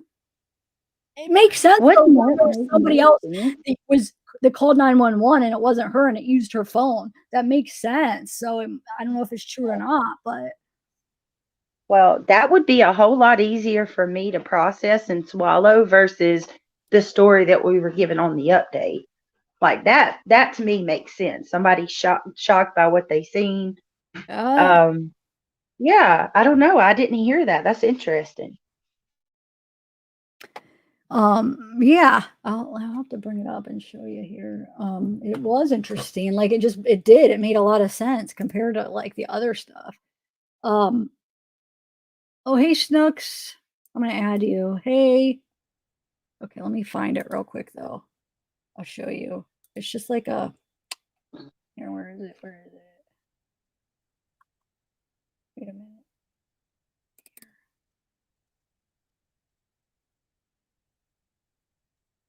It's this one right here. Sweet and sleepy. I hope you feel better. Sorry you're sick. Wait, who's sick? Sweet and Sleuthy said she has COVID. Sorry for saying No. that word. Sorry. Oh, okay. I'll read that article in a minute. So I just didn't want to interrupt the other article I had up. Yeah, I will. Hold on one second. I just wanted to show Brittany this. So yeah, it says that two people claimed. Well, right here it says two of the people who were at the house with the roommates when the call was made quickly came to their defense, and this is supposedly what they said. Keep in mind, this is all alleged. So wait, it says supposedly a few days after the murder, someone was asking questions on the victim's past Instagram post about the survivors. Two of the people who were at the house with the roommates when the call was made quickly came to their defense. So there's two people who claimed to be at the house with the roommates when the bodies were discovered, quickly came to the surviving roommate's defense and wrote that the roommates woke up, went upstairs to the kitchen, and noticed the sliding glass door was open, and it was during that time that they discovered Ethan. They didn't say where he was found on that floor, but that it was so horrific that both girls went into shock, ran out of the house. One of the roommates fainted, and the other was beyond hysterical and not making any sense. Their frantic actions while coming out of the house caught the attention of people walking past. The people responding on the victim's Instagram claimed to be two of those people. They implied that the roommate who fainted had already dialed 911 but was so distraught that she fainted before she could give any info that the dispatcher could understand. The only info that the bystander who picked up the roommate's phone could give the 911 dispatcher was that she just saw her friend run out of the house and faint. Actually, this goes out of order. Hold on. These are kind of out of order. Okay, so it skips a little bit here, but how the 911 call was made on the roommate's phone, and so it basically explains how it was on the roommate's phone and why the call went out for an unconscious person. I don't know. So are they implying that it was the roommate fainting or something? While the bystander was on the phone with 911, the other roommate was hysterically trying to explain that something was wrong with Ethan. By this point, several more people had stopped to see what was happening, and one or two of them went into the house to see if they could help him. There were multiple people in the yard at the time, and those people began contacting their friends that someone in the house was badly hurt. Someone called Ethan's brother Hunter to tell him something was wrong with his brother because he lived so close to the house. And someone called one of the other victim's boyfriends as he was also Ethan's best friend. They didn't go into detail on if either of those boys had arrived before paramedics did, but it did kind of sound like they did. They didn't go into detail on what kind of injuries Ethan suffered. They also didn't say if anyone went to check the other roommates before the paramedics arrived, but it was somewhat implied that someone had. The only details they gave about the scene itself was that it was incomprehensible bloody. While those people were in the house checking on Ethan and possibly the other roommates, the paramedics arrived to a very chaotic scene, believing that they were to assess an unconscious person outside, but were redirected to go inside to help someone who was hurt very badly. So it does sound like the unconscious person was the roommate that fainted outside. That makes sense. So they walked into the house unaware what was the crime scene, or that it was a crime scene, contaminated most everything on the second floor. Yeah, so. Oh my God, that's a lot of details to be, that's a lot of details. Yeah. That should have been shared, though, I believe. But it probably was. What do you mean? Well, no, by the police. I think I didn't, like, at the very beginning, they could have clarified that so much better. Like, whenever they said that they got a call for an they could have just said, we went there to go help somebody outside and then came across. It wasn't that she found an unconscious person. She was the unconscious person, Well, it's very vague, and they may be doing this for a reason. There's a reason they're not sharing that call with us. So they could be telling us that story, in that way. Where was this article at? I didn't read it all. No, it was somebody posted. It was Kaylin's post. Okay. But it makes sense, though. That totally makes sense. So I can't say this is 100% true, but it makes sense from everything we know. It's like, oh, okay, that explains it. I almost believe it. Like, I wonder if there's any way we could verify this. Well, I guess not, because cops probably know this. They're probably, for some reason, not sharing it, like you said. For some, one theory that I wanted to share, and has anyone else mentioned this, that maybe, okay, because I still have this thing about the boyfriend. I really do. I mean, he didn't answer his phone. Do you know why I think he didn't answer his phone? I mean, this is speculation, totally just, I think he didn't take his phone with him. He left it at his house. So he couldn't be tracked if he did go over there and do that. Oh, okay. I see what you're saying. You see what I'm saying? Mm-hmm. He would have left, because that would have pinpointed him to where he was at. So he never answered the phone, because I'm sorry. I mean, it wasn't that late for him not to. And if he knew that his girlfriend and they were supposed to be getting back together, would have been calling him. These guys, I mean, it's like a connection to, I mean, they just would answer the phone. If you thought you might get a booty call, I mean, come on. I don't think that they were getting back together. I don't either. I think that the family liked him so much that she was telling them that, but he knew it was over. Well, and also another one of those cases where, mom doted over boyfriend, and this is who she really wanted her daughter to be with, and it was a case of, it sounded to me like mom wanted Kaylee to be with him more than Kaylee wanted to be with him. Exactly. And he may have been like, if I can't be with you, no one else will. But the only problem is he's such a little guy. Yeah, he is, huh? Yeah, he's a little guy. And I mean, that's the problem with it. He's a little guy. The other thing is, I really feel like whoever did this was in the house before. They knew that everybody was gone, and then they just laid and waited. I don't believe that they walked in and had to go past anybody. I think they were already there and positioned in a closet or something like that. I do not believe that somebody started breaking in after. I think they were already positioned inside that house. They knew everybody was gone. 6 in, 6 out. I mean, they were all out. That house was empty. Well, let me ask this. Do we know that only 6 people were in the home that night? Has law enforcement even stated if someone spent the night over at the house? They didn't say, but you would think they would tell us, but I guess I don't know. Would they tell us? Maybe not. And the other thing is the dog. Okay, so I believe as well that she had moved out of that bedroom, so she stayed in her room. I also think that the dog might have been put in the other room. Wasn't that her room? That was her dog, correct? The one that was moving. Yes. So if she had his bed still in there or a blankie or something, and that's the room that he was normally stayed in, he could have been in that other room sleeping. They may have put him in there. So you're 'Cause- assuming the dog was in Kaylee's room, and then Kaylee and Maddie were in Maddie's room. Yes, that's what I'm thinking, because Maddie may not have wanted the dog in her bedroom, but they had that other bedroom that he was used to being in, so they just, put down a blanket or whatever, and he was like laying in there. That makes a little more sense as far as like not being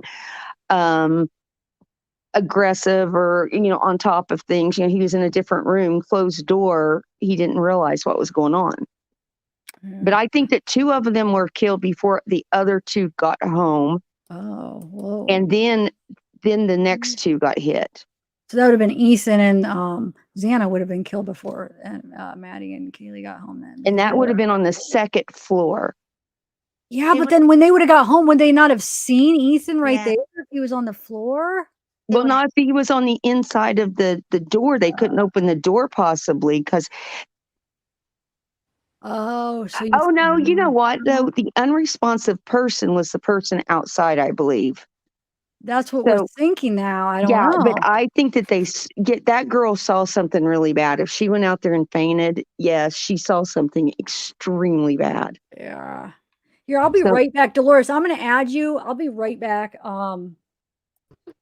My camera's out again. You guys could see me, right? We see you, honey. Okay. All right. You look really happy. Just FYI. I look ugly, so I'm not letting y'all see my face. Oh, I bet you're not ugly. But Brittany, Yes, ma'am. lately, because you've been on Zav, I've been listening to your show at night, and you've been really interesting. And I don't know where you all are at right now. I just got Zav didn't have You any can't see us? decency to let me know she was going on, huh? Wait, to let you know what was going on. What do you mean? I'm joking with you. Oh, I was gonna say. I've been playing bingo and I got on and I was like, oh my Lord, she went live like 2 hours ago. No, I'm so sorry. I'll pick with you. No, I want to say something.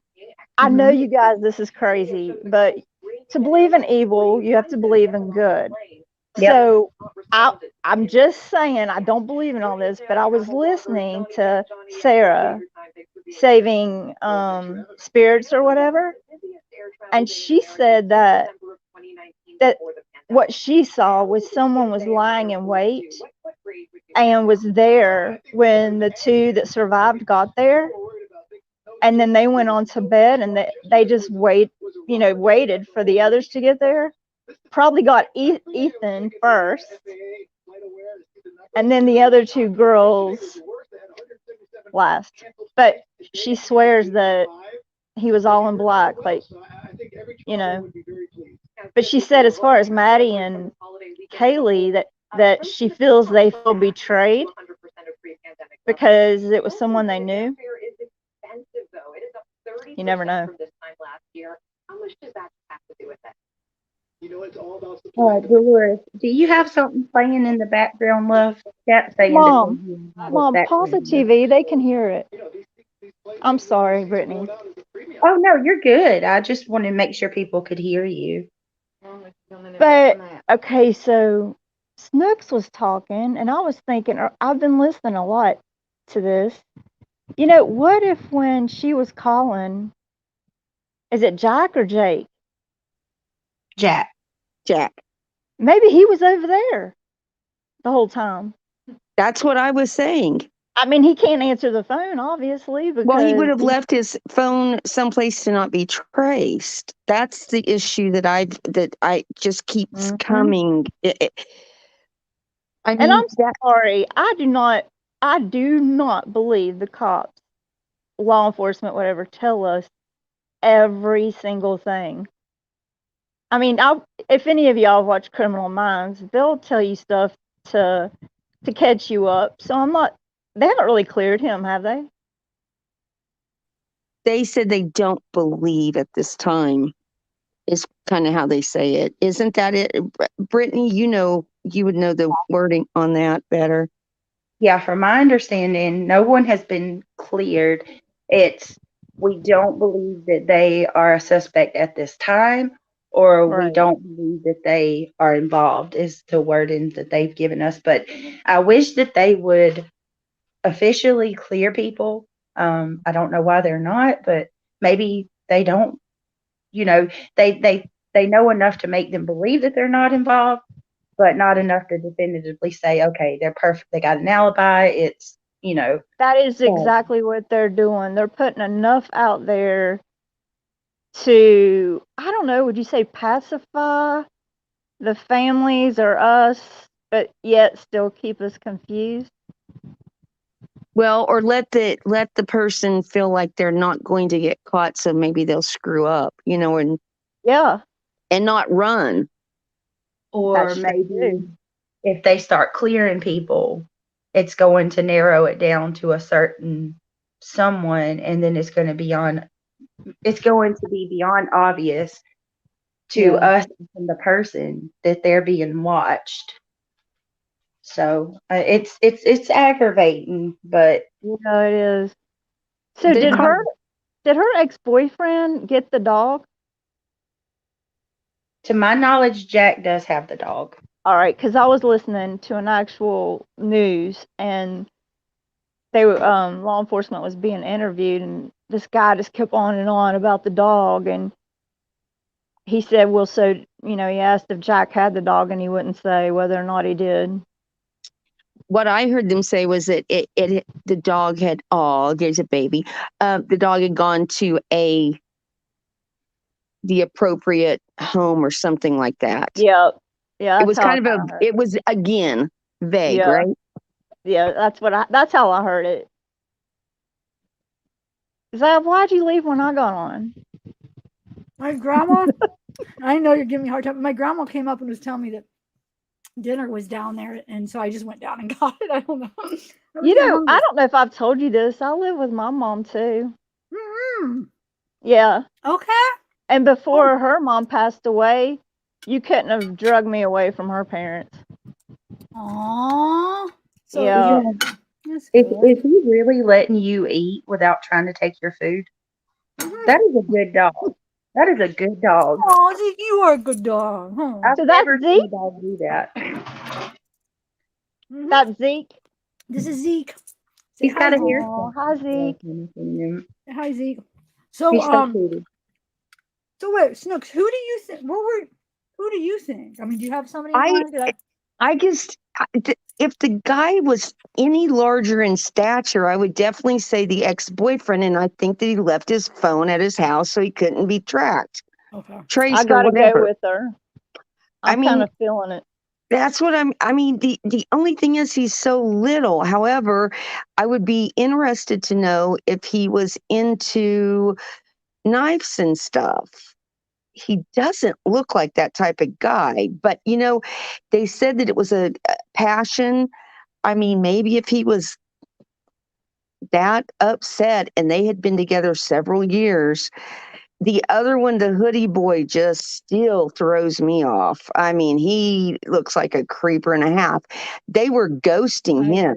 I know they definitely were ghosting him. That's the That thing. was the But I worst thought about ghosting. that. You know how fast they would have had to just say that someone dressed in black so that they could keep the blood and all that off of them, had a face mask. You know how fast they would have had to go right behind them to get in the house, not be seen, and then strike. I just think that'd be hard. They were already in the house. I'm almost positive. I'm thinking that too. The other thing is, do you remember the mom was saying that they had called an Uber? Yeah. But someone else kind of insinuated it wasn't an Uber, and then I remember hearing them say that the guy in the car that was picking them up said, "Hurry up, hurry up, hurry up." So I think it was somebody that they knew picked them Well, up. this is what I learned off Brittany's channel. I've learned so much. I'm gonna have to go over there. Seriously, she keeps replaying clips, and she'll show you and then tell you when to listen, and I'm like, I swear, no, she's right. So Brittany, you Oh, do great. Did I'm you? upset. Do you You what? remember some? Oh, I'm obsessed. That's why I replay them because something I learned this from Dad.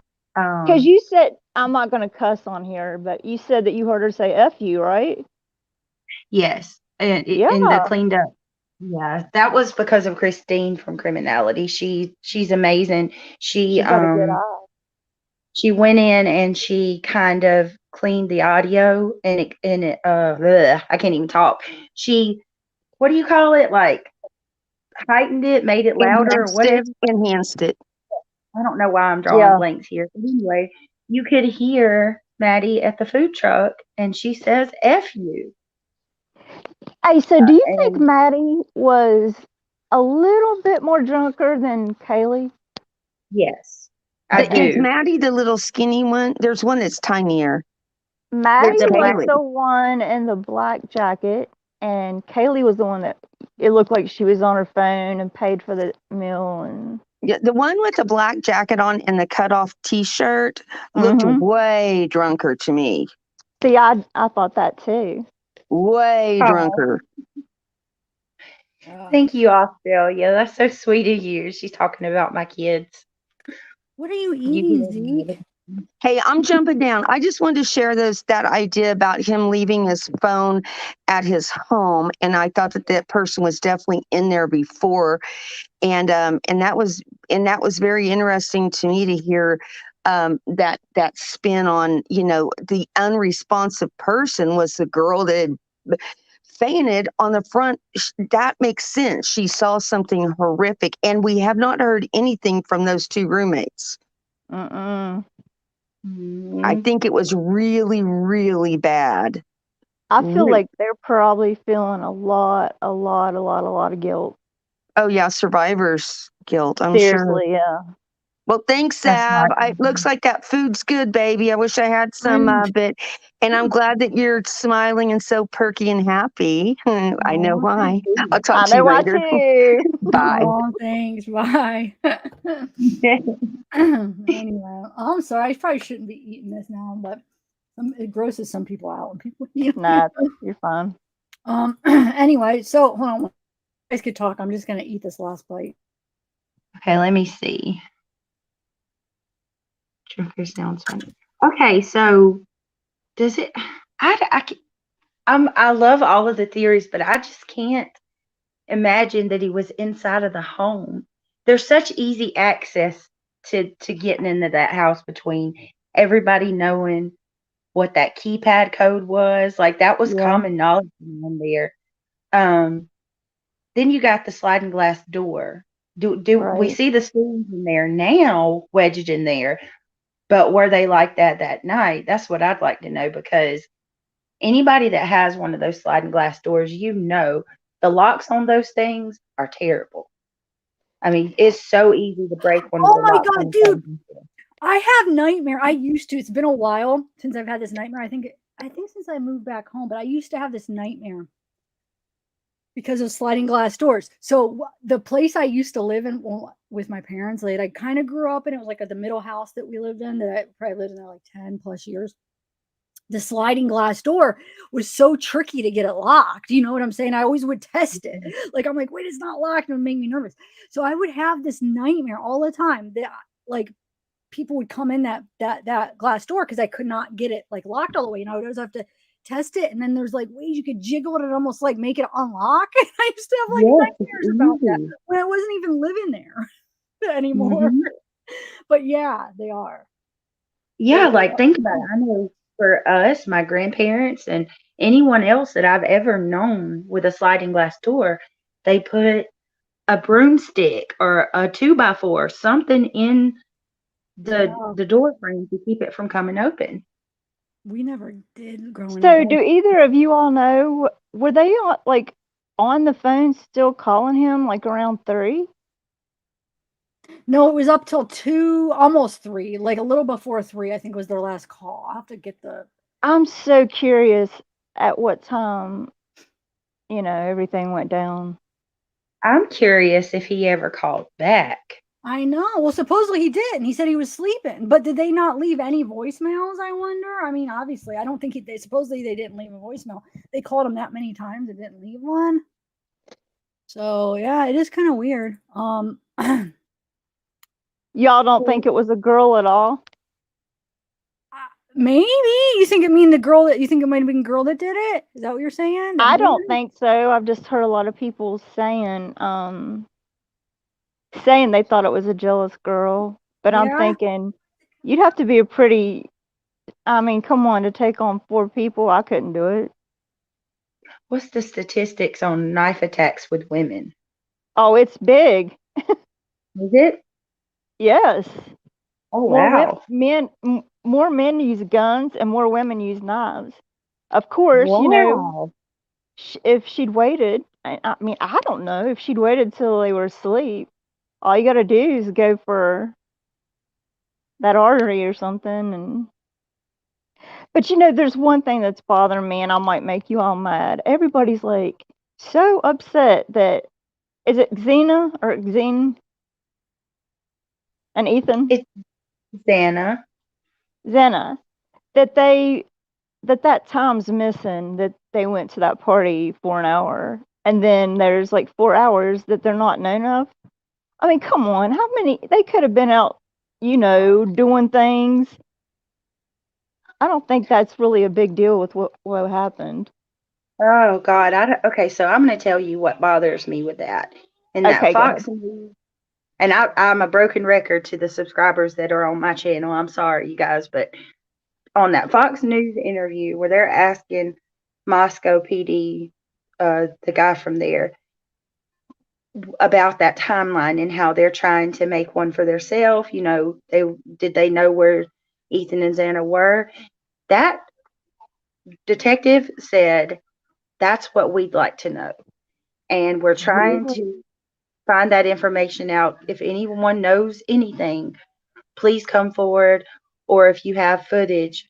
So yeah, maybe they could be like lying, you know, just to throw us off because they don't want us to know for good reason. But to me, that sounded like somebody that wasn't sure and they still needed help. I didn't hear that. So are you thinking Yeah, maybe it I was think they do. them was the target? Who? Maybe Ethan or Yeah, I'm not convinced. I'm not convinced it was Maddie or Kaylee. I think it could have been. I mean, I think it's just as good of a chance that it was Ethan or Xana. I'm thinking maybe. did he kick somebody out? I heard something about a frat boy getting kicked out. Is that true? Thanks, Debbie, man. I mean, supposedly that maybe that Jack got kicked out of the frat. They said like anger issues. I mean, so what if he not only was rejected by the girls, but then mad at Ethan? I don't know. Yeah, I don't know if there's somebody else. Is you talking about somebody else? They got. Oh, No, the whole thing that confuses me, that really confuses me, is why the other 2 girls were left behind.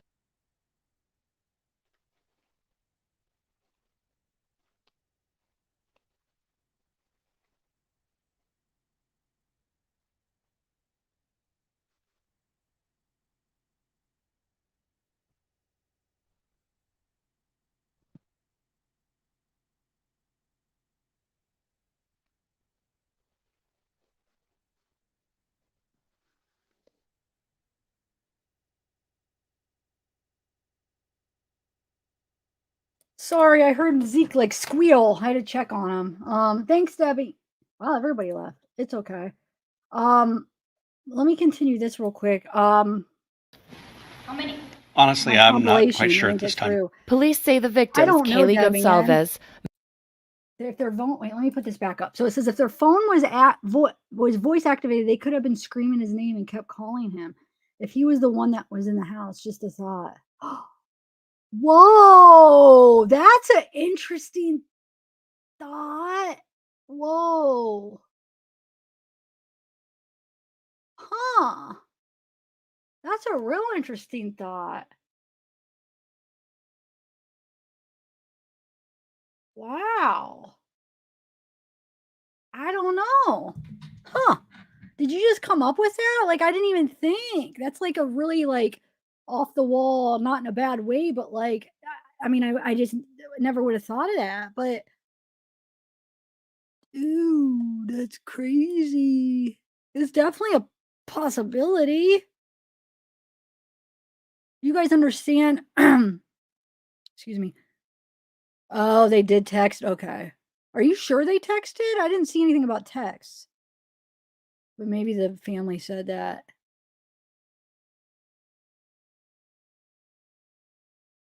Not necessarily, because I mean, didn't somebody said the neighbor or the roommates thought they were partying, so maybe they just thought they were yelling a name.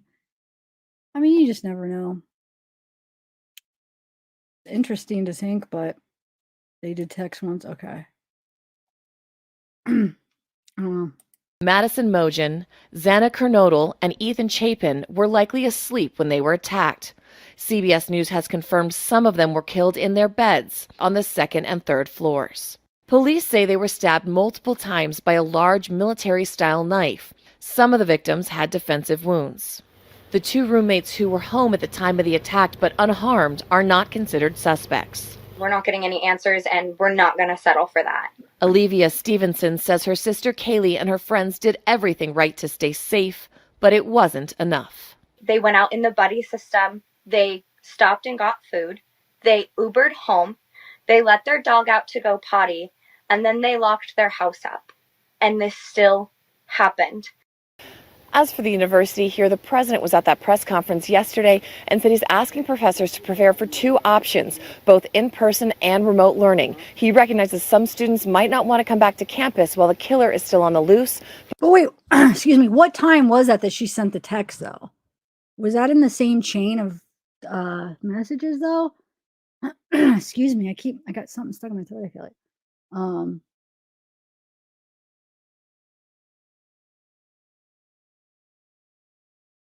Yeah, I don't know. Huh. Oh, text was after 2 a.m. Okay, well then, I guess not. Excuse me. I mean, it's an interesting thought. But others might want the comfort of their friends. They're looking into reports that one of the 4 victims may have had a stalker. Kana Whitworth has the latest. Good morning, Kana. Yeah, Michael, good morning. Authorities say they have looked extensively into reports of this possible danger. And as of this morning, they have not been able to identify or verify a stalker. And as this investigation continues, they are pleading with the public for information. In a desperate search for answers, police in Idaho say they've received hundreds of pieces of information regarding one of the murder victims, Kaylee Gonzalez, potentially having a stalker. You hope to provide clarity in the near future in regards to Kaylee potentially having a stalker? Kind of, yeah, that whole situation. I know, now that I'm thinking of everything, I you know, it was just like a thought now that as we think of it, maybe, you know, maybe there's reasons why that probably isn't the case, but it doesn't mean that, okay, so yeah, because that would have been like a period of how long that they were calling him. You know, it's a whole nother dynamic of this investigation. And so that's something obviously that we're looking at. But this morning, authorities say they have not been able to verify or identify one. This comes as police receive other tips from the community, like surveillance video, which could help investigators piece together a timeline leading to the gruesome stabbing deaths of Gonzalez, Madison Mogen, Shanna Kernodle, and Ethan Chapin at this off-campus home.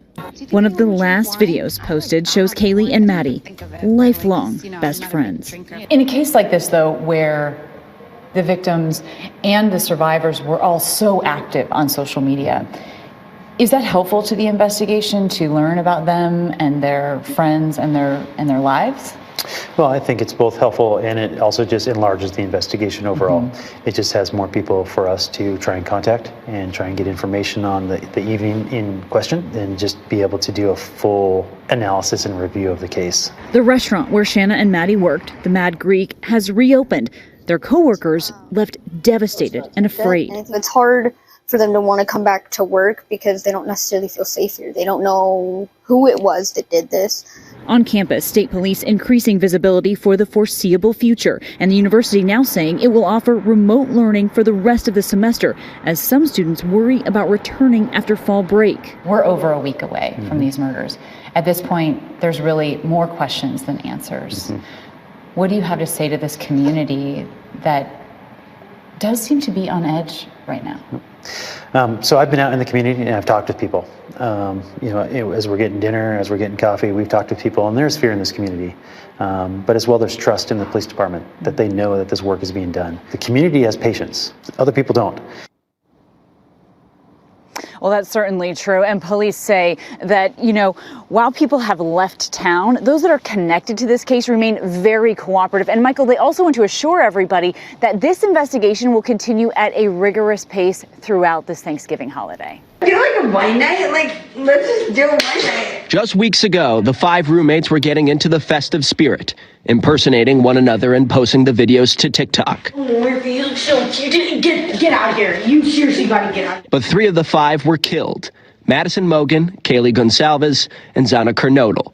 Kernodle's boyfriend, Ethan Chapin, spent the night and was also murdered. T-Rev, I just looked at Inside Edition. I don't see them. They didn't post anything about this. What am I missing? I'm looking at Inside It. You said, is it on their YouTube? Oh, 10 days? No. You're talking about this case, right? I don't see anything. Huh. Is it maybe like on their Facebook or something?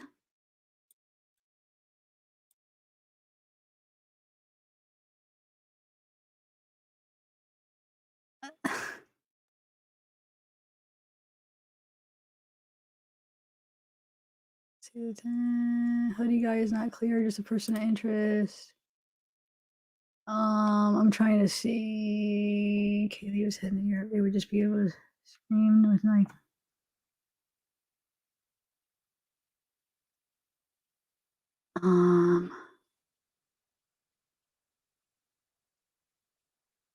I'll look on their Facebook. I don't see it on their YouTube channel.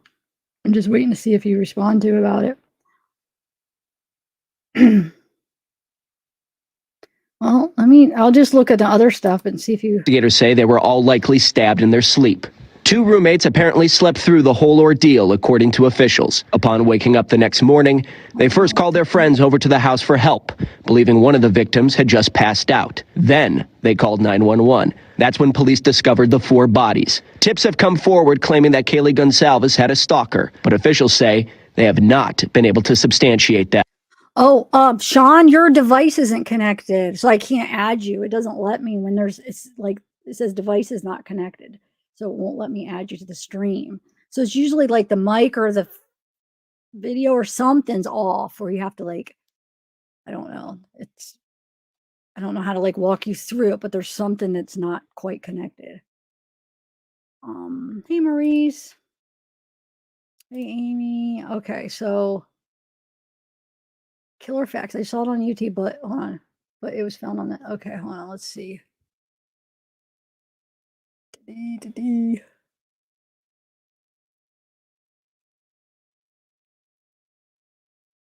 Push play.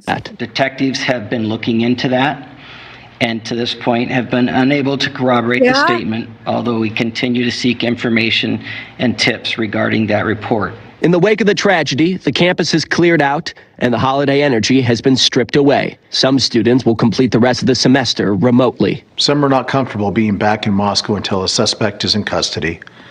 Others are asking for in-person classes and the structure that life on campus brings. Well over 100 law enforcement officials from the local, state, and federal level are on the ground in Moscow, working through the holiday, processing more than 1,000 tips. But investigators say they're still waiting for their big break. Somebody somewhere has information about this case. We are joined by the parents of Kaylee Gonsalves, one of the victims of this tragedy. Christy and Steve Gonsalves, thank you so much for joining us, and we're so sorry for your loss. Christy and Steve, can you tell me about your daughter tonight? Our daughter was super driven. She was a 3-time Dean's List member. Her grades were amazing. She competed with everybody. She loved competing. She was just a highly driven person who had many goals in life. She had an internship that she was offered a full-time position, and we've worked with them, and they've been great with us this whole time. Yeah, she was driven, and she was going to go somewhere in life, and a great member of society, and that's what we wanted. Yeah, y'all have to be so proud of her, and she was taken away from us far too soon. Can you tell us what the authorities have been telling you? We want to do anything that we can to help you to get justice for your daughter and the rest of the victims. What are they telling you? They're telling us that there's so much evidence that it's going to take a lot of time to process it all. This wasn't like a pinpoint crime. This person was sloppy. He did whatever. When I say he, obviously you can't say that. That's just me. But he made a mess, and there's a mess there, and they're going to have to go through that point by point, and that's going to take a lot of time. That's why they reached out to other facilities to help them with that lab work. They do have a mobile unit on site that they said that they're able to really expedite things with this mobile unit. Hopefully, they're reaching out to other DNA processing type companies such as like 23andMe to get involved. They have not confirmed that they have DNA from this person. They just said that they have a ton of evidence. And evidently today with the new task force, the new FBI task force on site, and the FBI, of course, and Idaho State Police, they said that they were able to pull a ton of evidence from the house today. Yeah. And they're processing that. So it just takes time. Yeah, we've only heard positive stories about your daughter and the other victims out there. We couldn't find anybody to say anything about them. It's only been that they were givers. They loved everyone on campus. You see the videos on social media of them being so happy. Did y'all have any clue? I mean, there haven't been a murder in you guys' town since 2015. Did y'all have any clue that they may be unsafe on the campus? Was there any indication? Absolutely not. And if they were, we would have told Kaylee to come home immediately, and same with Maddie. Maddie's family is our family. I know we're very close with them. They are not speaking out. They choose not to speak out, and they have asked us to please go ahead and speak on behalf of Maddie. They were best friends from little girls. She was part of our family. Kaylee was part of their family, and absolutely not. Our son went to that college. No, absolutely not. My daughter was aware of her environment. Very aware. She turned her camera on. She would film when she thought somebody was following her out of a mall parking lot or a grocery store. She was very aware that, she was a pretty girl and that, it could attract some problems. So she was alert. She was a streetwise child. She herself was a web sleuth, literally through and through. Listen to, which is just so ironic and just so surreal in all of it. Just very, sad for families when she'd hear about this type of stuff happening. Like, Mom, did you hear about that? Or Mom, did you hear about that? Keep track of it. And she was very well of her surroundings, very well. I mean, she would think somebody was following her, and she would call me and say, Mom, I think there's somebody following me. And I'm like, well, Kaylee, call the police, and then she'd say, oh, never mind. They just turned into 7-Eleven. She was aware, and very aware. And she locked her doors at night, and she locked her car. Kaylee was home, had just been home, so we are so thankful that she had just been home for a week and a half. She just bought a brand new vehicle for herself, her first vehicle. She had planned a trip.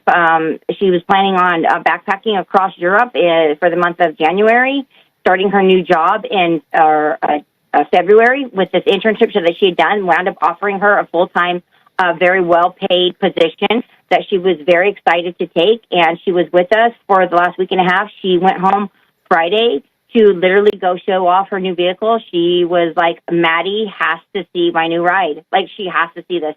And she was talking to Maddie the whole time, going back and forth between the car she was buying, and said, I'm not going to tell you. You're just going to see me pull up and wait till you see what I pull up in. Wow. And that was Friday. And we spoke to Kaylee on Saturday, and she sent me pictures, a lot of the pictures that are online. And they were both of our girls. And when was the last time y'all spoke? When was the last time? What was that conversation like? Was it just like you described? Kaylee called me on Saturday. My birthday was earlier in the week, and I didn't get anything for my birthday. Boo-hoo. We were, she was like, it was not a big deal. But Kaylee called me on Saturday, and said, Mom, I'll be home on Tuesday, and I'm going to take you out to breakfast, lunch, and dinner, and it's all on me, and we'll celebrate your birthday. And I said, well, I don't know if I believe that, meaning she'd pay, but that sounds great, Kaylee, and I'll see you on Tuesday, honey. And then she sent me a couple pictures of her and Maddie, and that was on Saturday afternoon around 3. Have you had the opportunity to talk with any other victims' family members? I know you all are grieving together. Only Maddie. And it was just over at our house. We just had Maddie's mother and father here. They were here for a couple, and it was very emotional for us today. That was the first time that we had gotten together. Just sad beyond belief. Just beyond anybody's worst night. Absolutely. I mean, I'm sure you could only fathom, Yes, but ma'am. it's heartbreaking. Maddie was an only child. But like I said, she was our child as well. And even Kaylee, how many siblings she had, she would always say 6. She said 5 sisters and a brother, or 4 sisters and a brother. And that was always Maddie. Yep. Maddie was in our oldest daughter's wedding. She said all of my sisters are my bridesmaids, and Maddie was one of those bridesmaids. And it was all of Olivia's sisters, including Maddie. She every time we traveled out of the country or went on vacations, Maddie went with us. So this is both of our girls, and we will never stop looking for who killed them. We want to do everything that we can do in our power to get justice for your daughter. We keep hearing this name, Jack, and phone calls going back and forth. Can you tell us anything about that? I'm going to skip this because this is the interview that I played a few times already yesterday. I played like a clip of it in that, right? I think this is that same interview. Yeah. And Brittany, I'm sorry. And who else? The people that dropped off. It must have been an accident.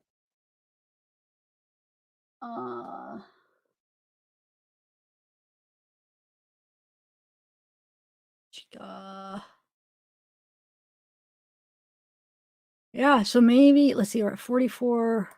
Let me see what else I have on here. Yeah, this is definitely the one I played a couple times.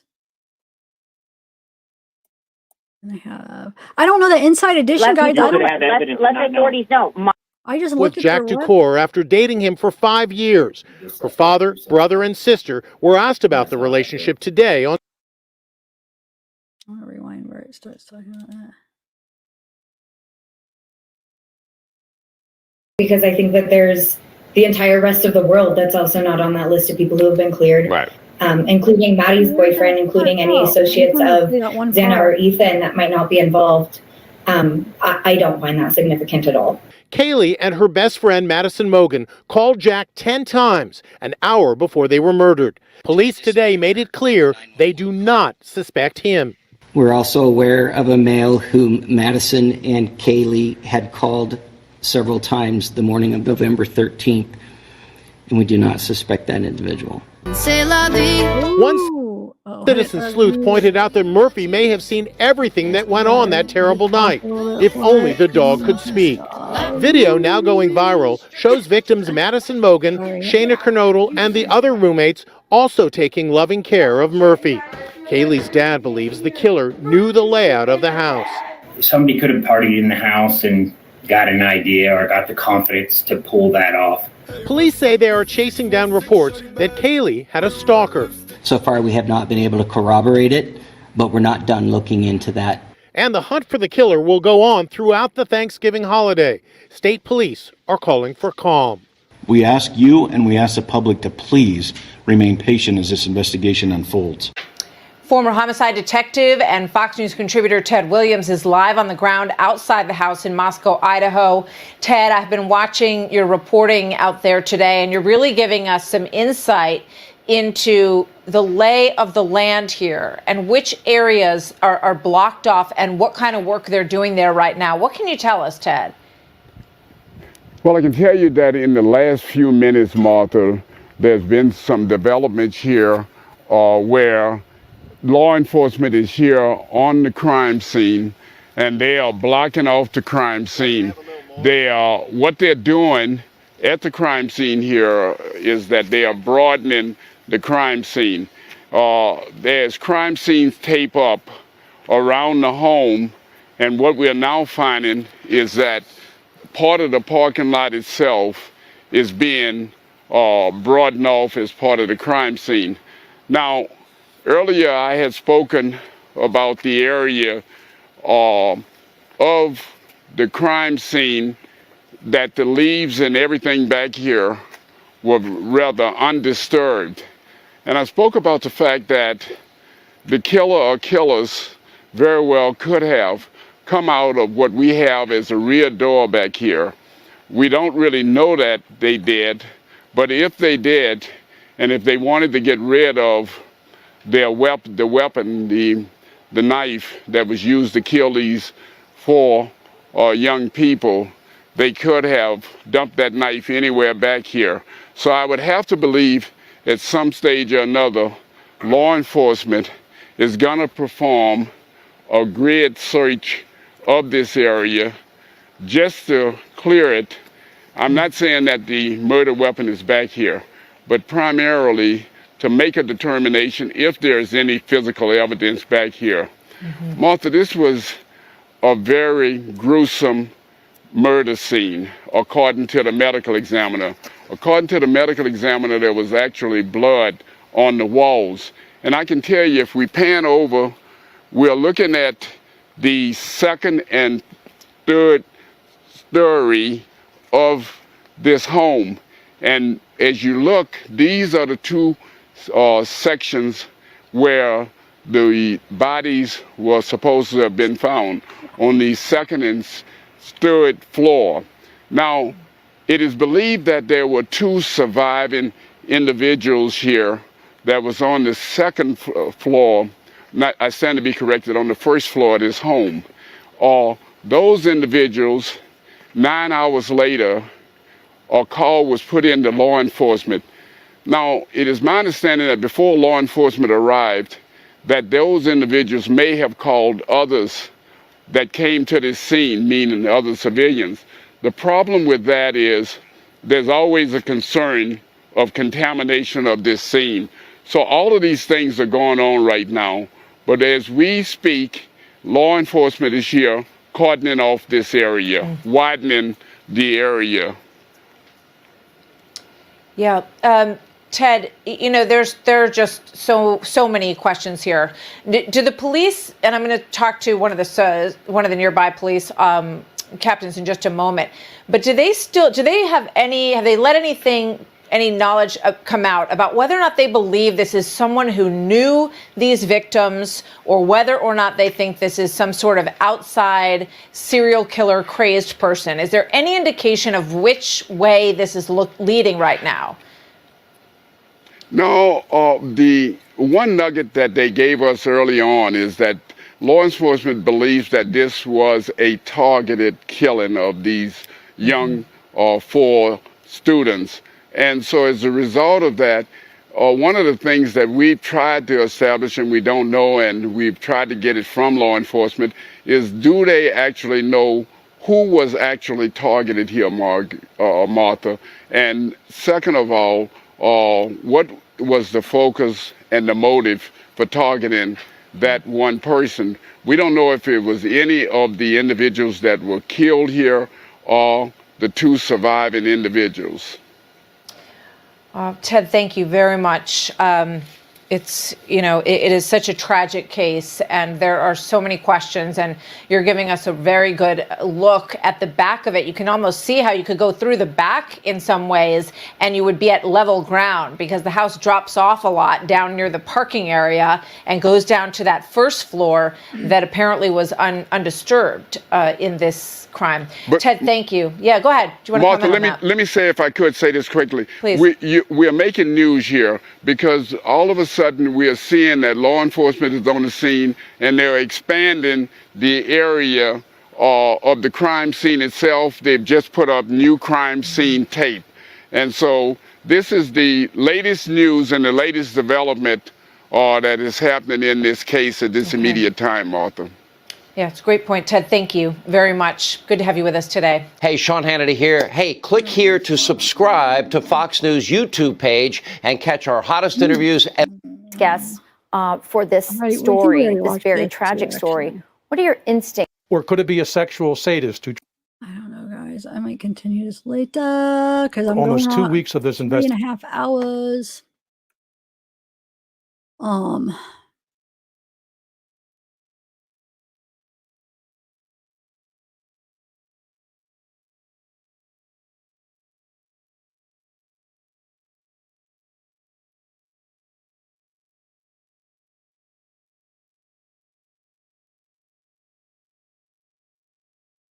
All right, I am ending. Hi, Juliet. Nice to have you here. I don't know. Why do I feel awkward? I don't know what to say. But all right. Bye, guys. Have a good one, everybody. I don't know if I deserve a break. I need to get more active. What do you mean? But thank you, Delbert. I guess, yeah, I want a break. Take one with Juliet if she wants to, but I don't know. Yeah, I will next time. I'm going on all 4 hours already, so uh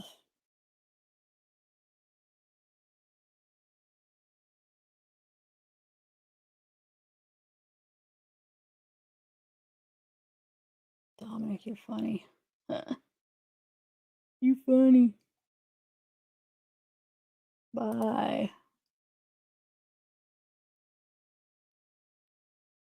Oh, thanks, Ashley. By the way, you're glowing, hunty. I am? Oh, thanks. Time to relax. Guys, they expanded the crime scene. Got it.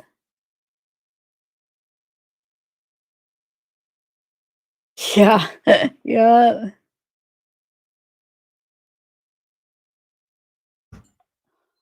Yeah.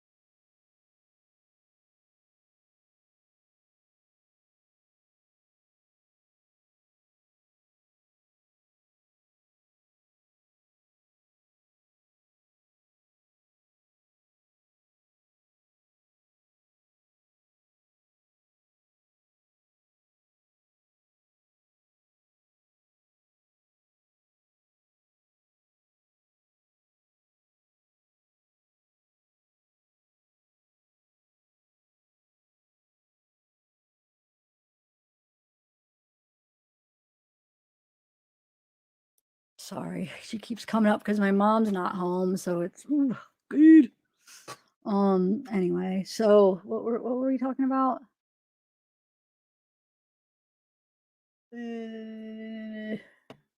Thanks, Seth.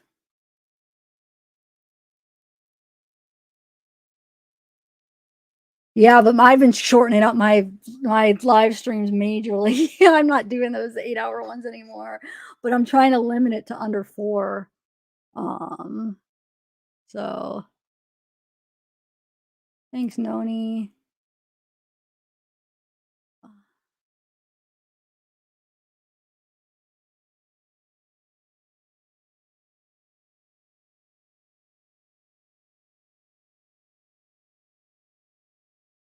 Aw.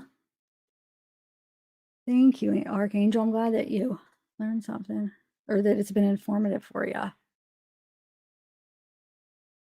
Yeah, I know. I feel like I still don't know I'm trying to, and y'all still like say something. I'll be like, no, that's not it. Oh, shoot. Okay.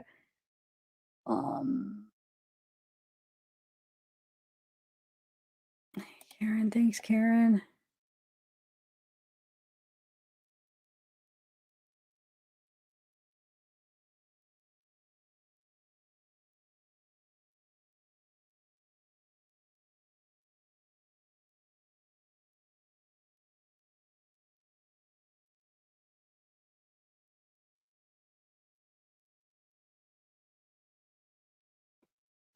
Um, but that's funny that your shorter streams is like 4 hours. 4 hours is still a long stream. That's funny. It's still like longer than most, but yeah. No, that's not. It's all good.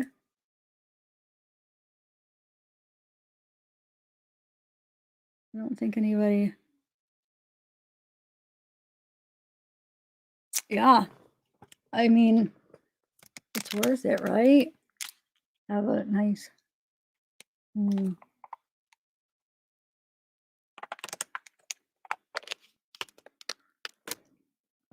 I don't know.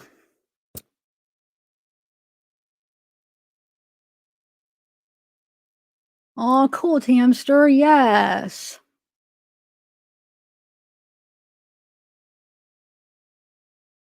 Oh, I got my energy up. I'm ready.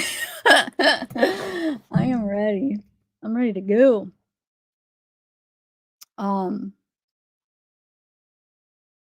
yes, it definitely is, Nani.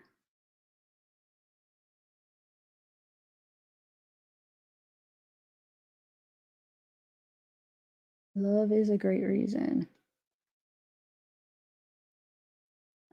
Anyway, hey, Grateful MC, Liberty, Big White Horse. If Ethan and Xana were in the same room, it's gotta be a wild case. It's gonna be a wild case. If Ethan and Xana were in the same.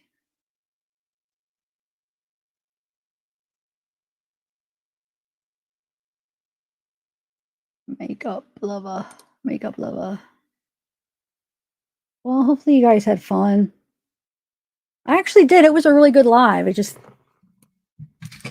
once I get down to like the end, it's just, and usually ends are my good times too, huh? Why at the end of the lives have I been feeling so down? But normally the ends are like my wind down is my favorite time, but it's been different lately, huh? I don't know. Like I'm just like ready to get off.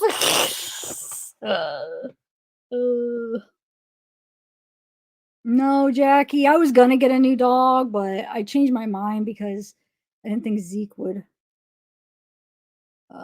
like one very much. So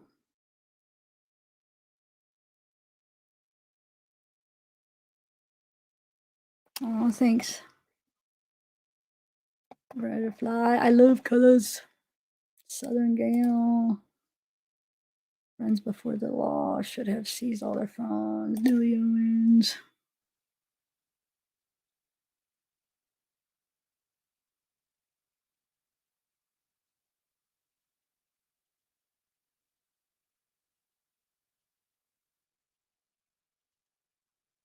Aww. That's nice. I am. I am. I know. I am. Maybe too much. Oh, maybe too much. I don't know.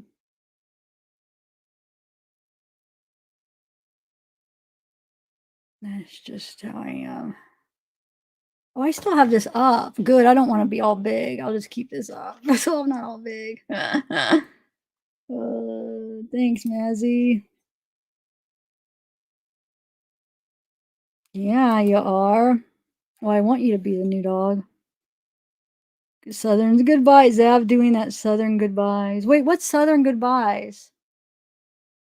Southern gal Jen. Wait, what is a Southern goodbye?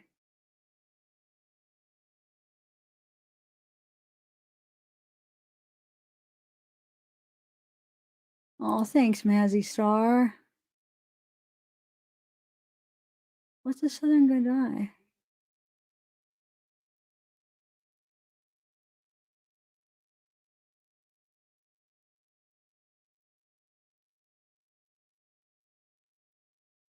Flipperty. You guys are funny. No factual evidence except the fact that they were stabbed. Yeah.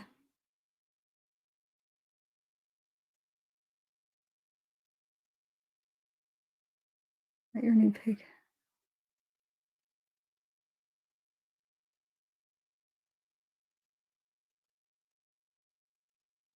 Wait, what? Freudian slip.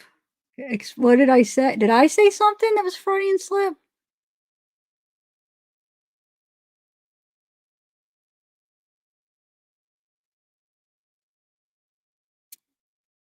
Yeah, I mean, I'm just playing. I said better than a new dog. Yeah. Better than a new dog. It's long. Oh, okay, it's long. Okay.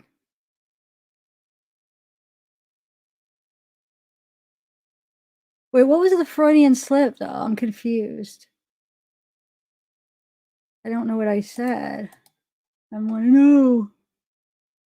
Your thighs and say, "Welp." Wait, Zav just nervously slapped your thighs and say, "Well." What? I don't get it. I don't get it. Yeah, she does. She does.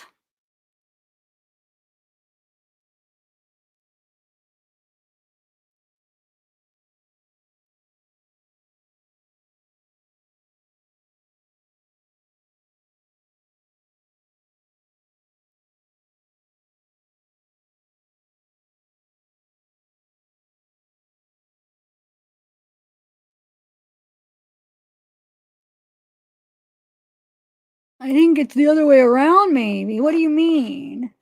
I don't know. I think yeah, no, it's definitely Leah AF Witch reporter. I thought they said that reporter was like a retired FBI guy though, right? Didn't that what they said that guy is? Oh, okay, no. I didn't know I said that. I get it. Okay. Oh, you're silly. Okay. I don't know. I don't know.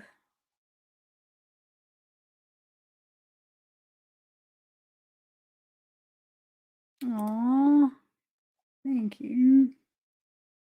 Thank you. Thank you. I know I was saying I am funny. You're funny too. You're really funny. That didn't sound very sincere. You really are.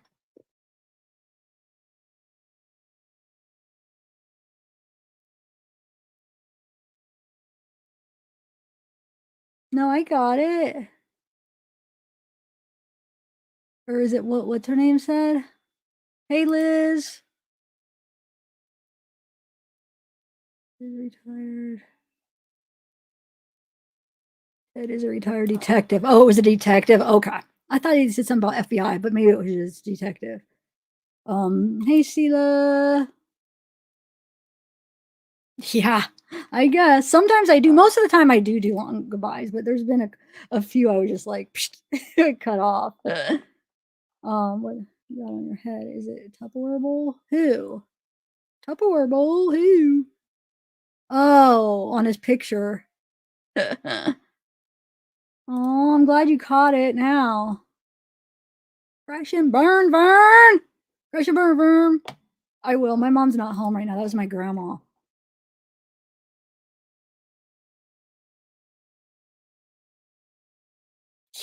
Yeah.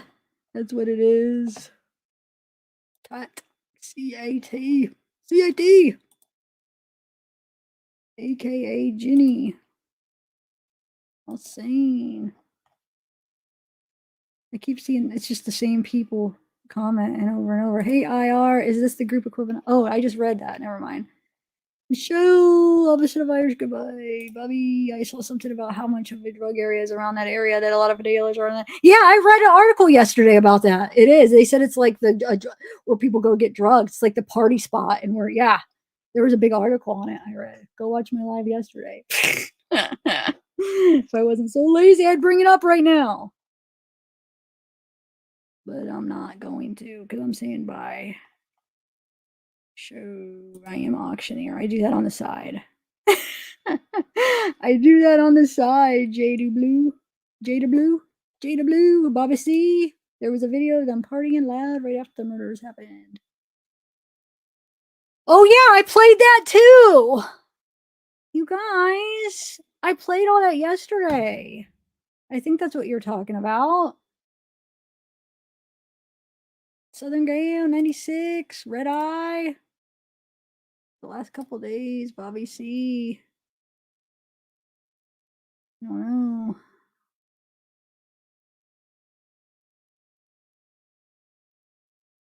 You hang up. Oh my gosh. I feel like I don't know if I should because it triggers people. I don't know if I want to end that on like that picture though. You know what I'm saying? I don't know if I want to end it on it. Misfit, you hang up. Sela, you live with your mom too and your daughter? Okay. Retinol's running heavy for Mexico. Yeah, shameless. Ooh.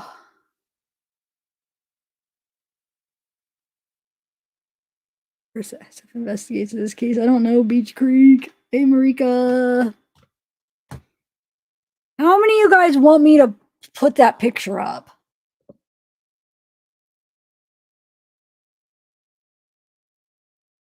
Because the sequel is begging me.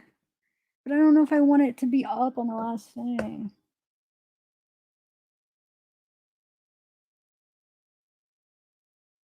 I know. I don't know if I want to end it like that.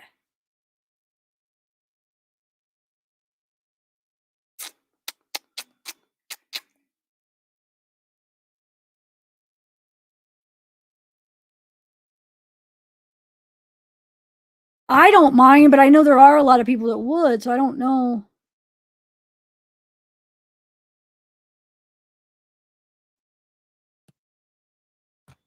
I mean, all right. Trigger warning. I'll just play it. I'll just put it up real quick.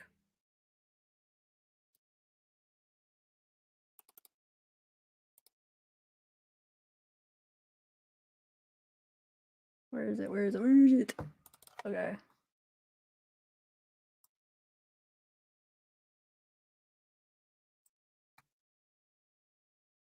You're talking about this one, right?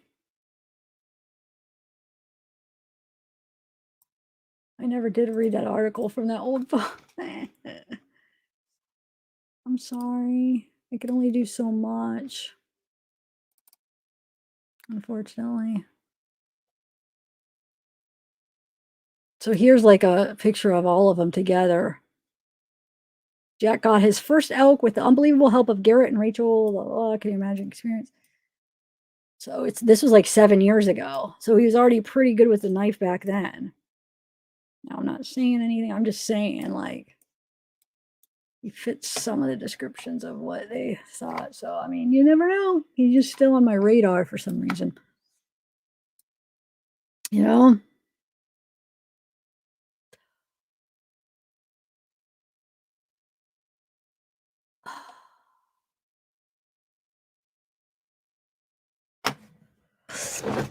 All right, guys. Oh, thank you. Yeah, thank you. I see hunters post pics never skinny and gut. I know, like I don't. That's what I'm thinking. But then, like when you just see that one, it's like that's like I don't know. But then you see it with the other pictures, and it's like, well, maybe there was some kind of madness to what they were doing. So I don't know. Seeing them with the other ones, maybe that is they were doing something organized in a way. But just seeing that in itself with the two kids, it looks like they're just like having this fascination with cutting it up. So I don't know. You know, I still.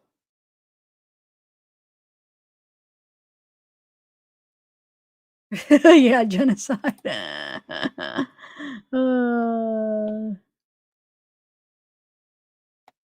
It's funny. Yeah.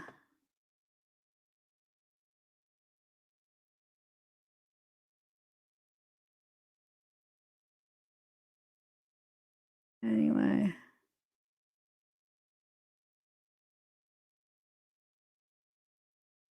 Let's see now. With your pretty face, it takes all that away. Oh, thanks, Crash and Burn.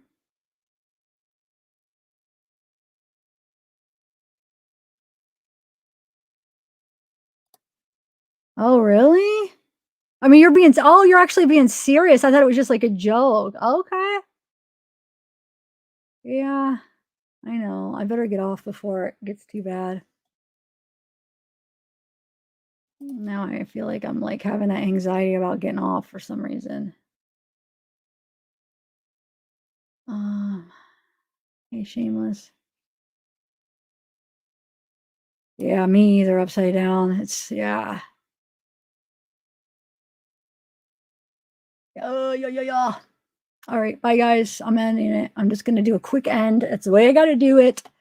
When I do it, I just have to. Well, I just got dizzy from shaking my.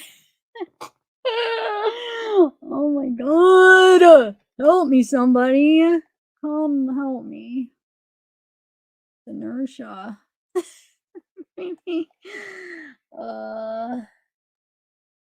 You were a different shade of red in PA. I bet I was. I wish I could be that shade all the time. Yeah, probably genocide. Bye, Hillbilly, Billberry, Davis Man, Michelle, Rita, Jackie, Neurodivergent. All right, bye. I'm ending it. See ya.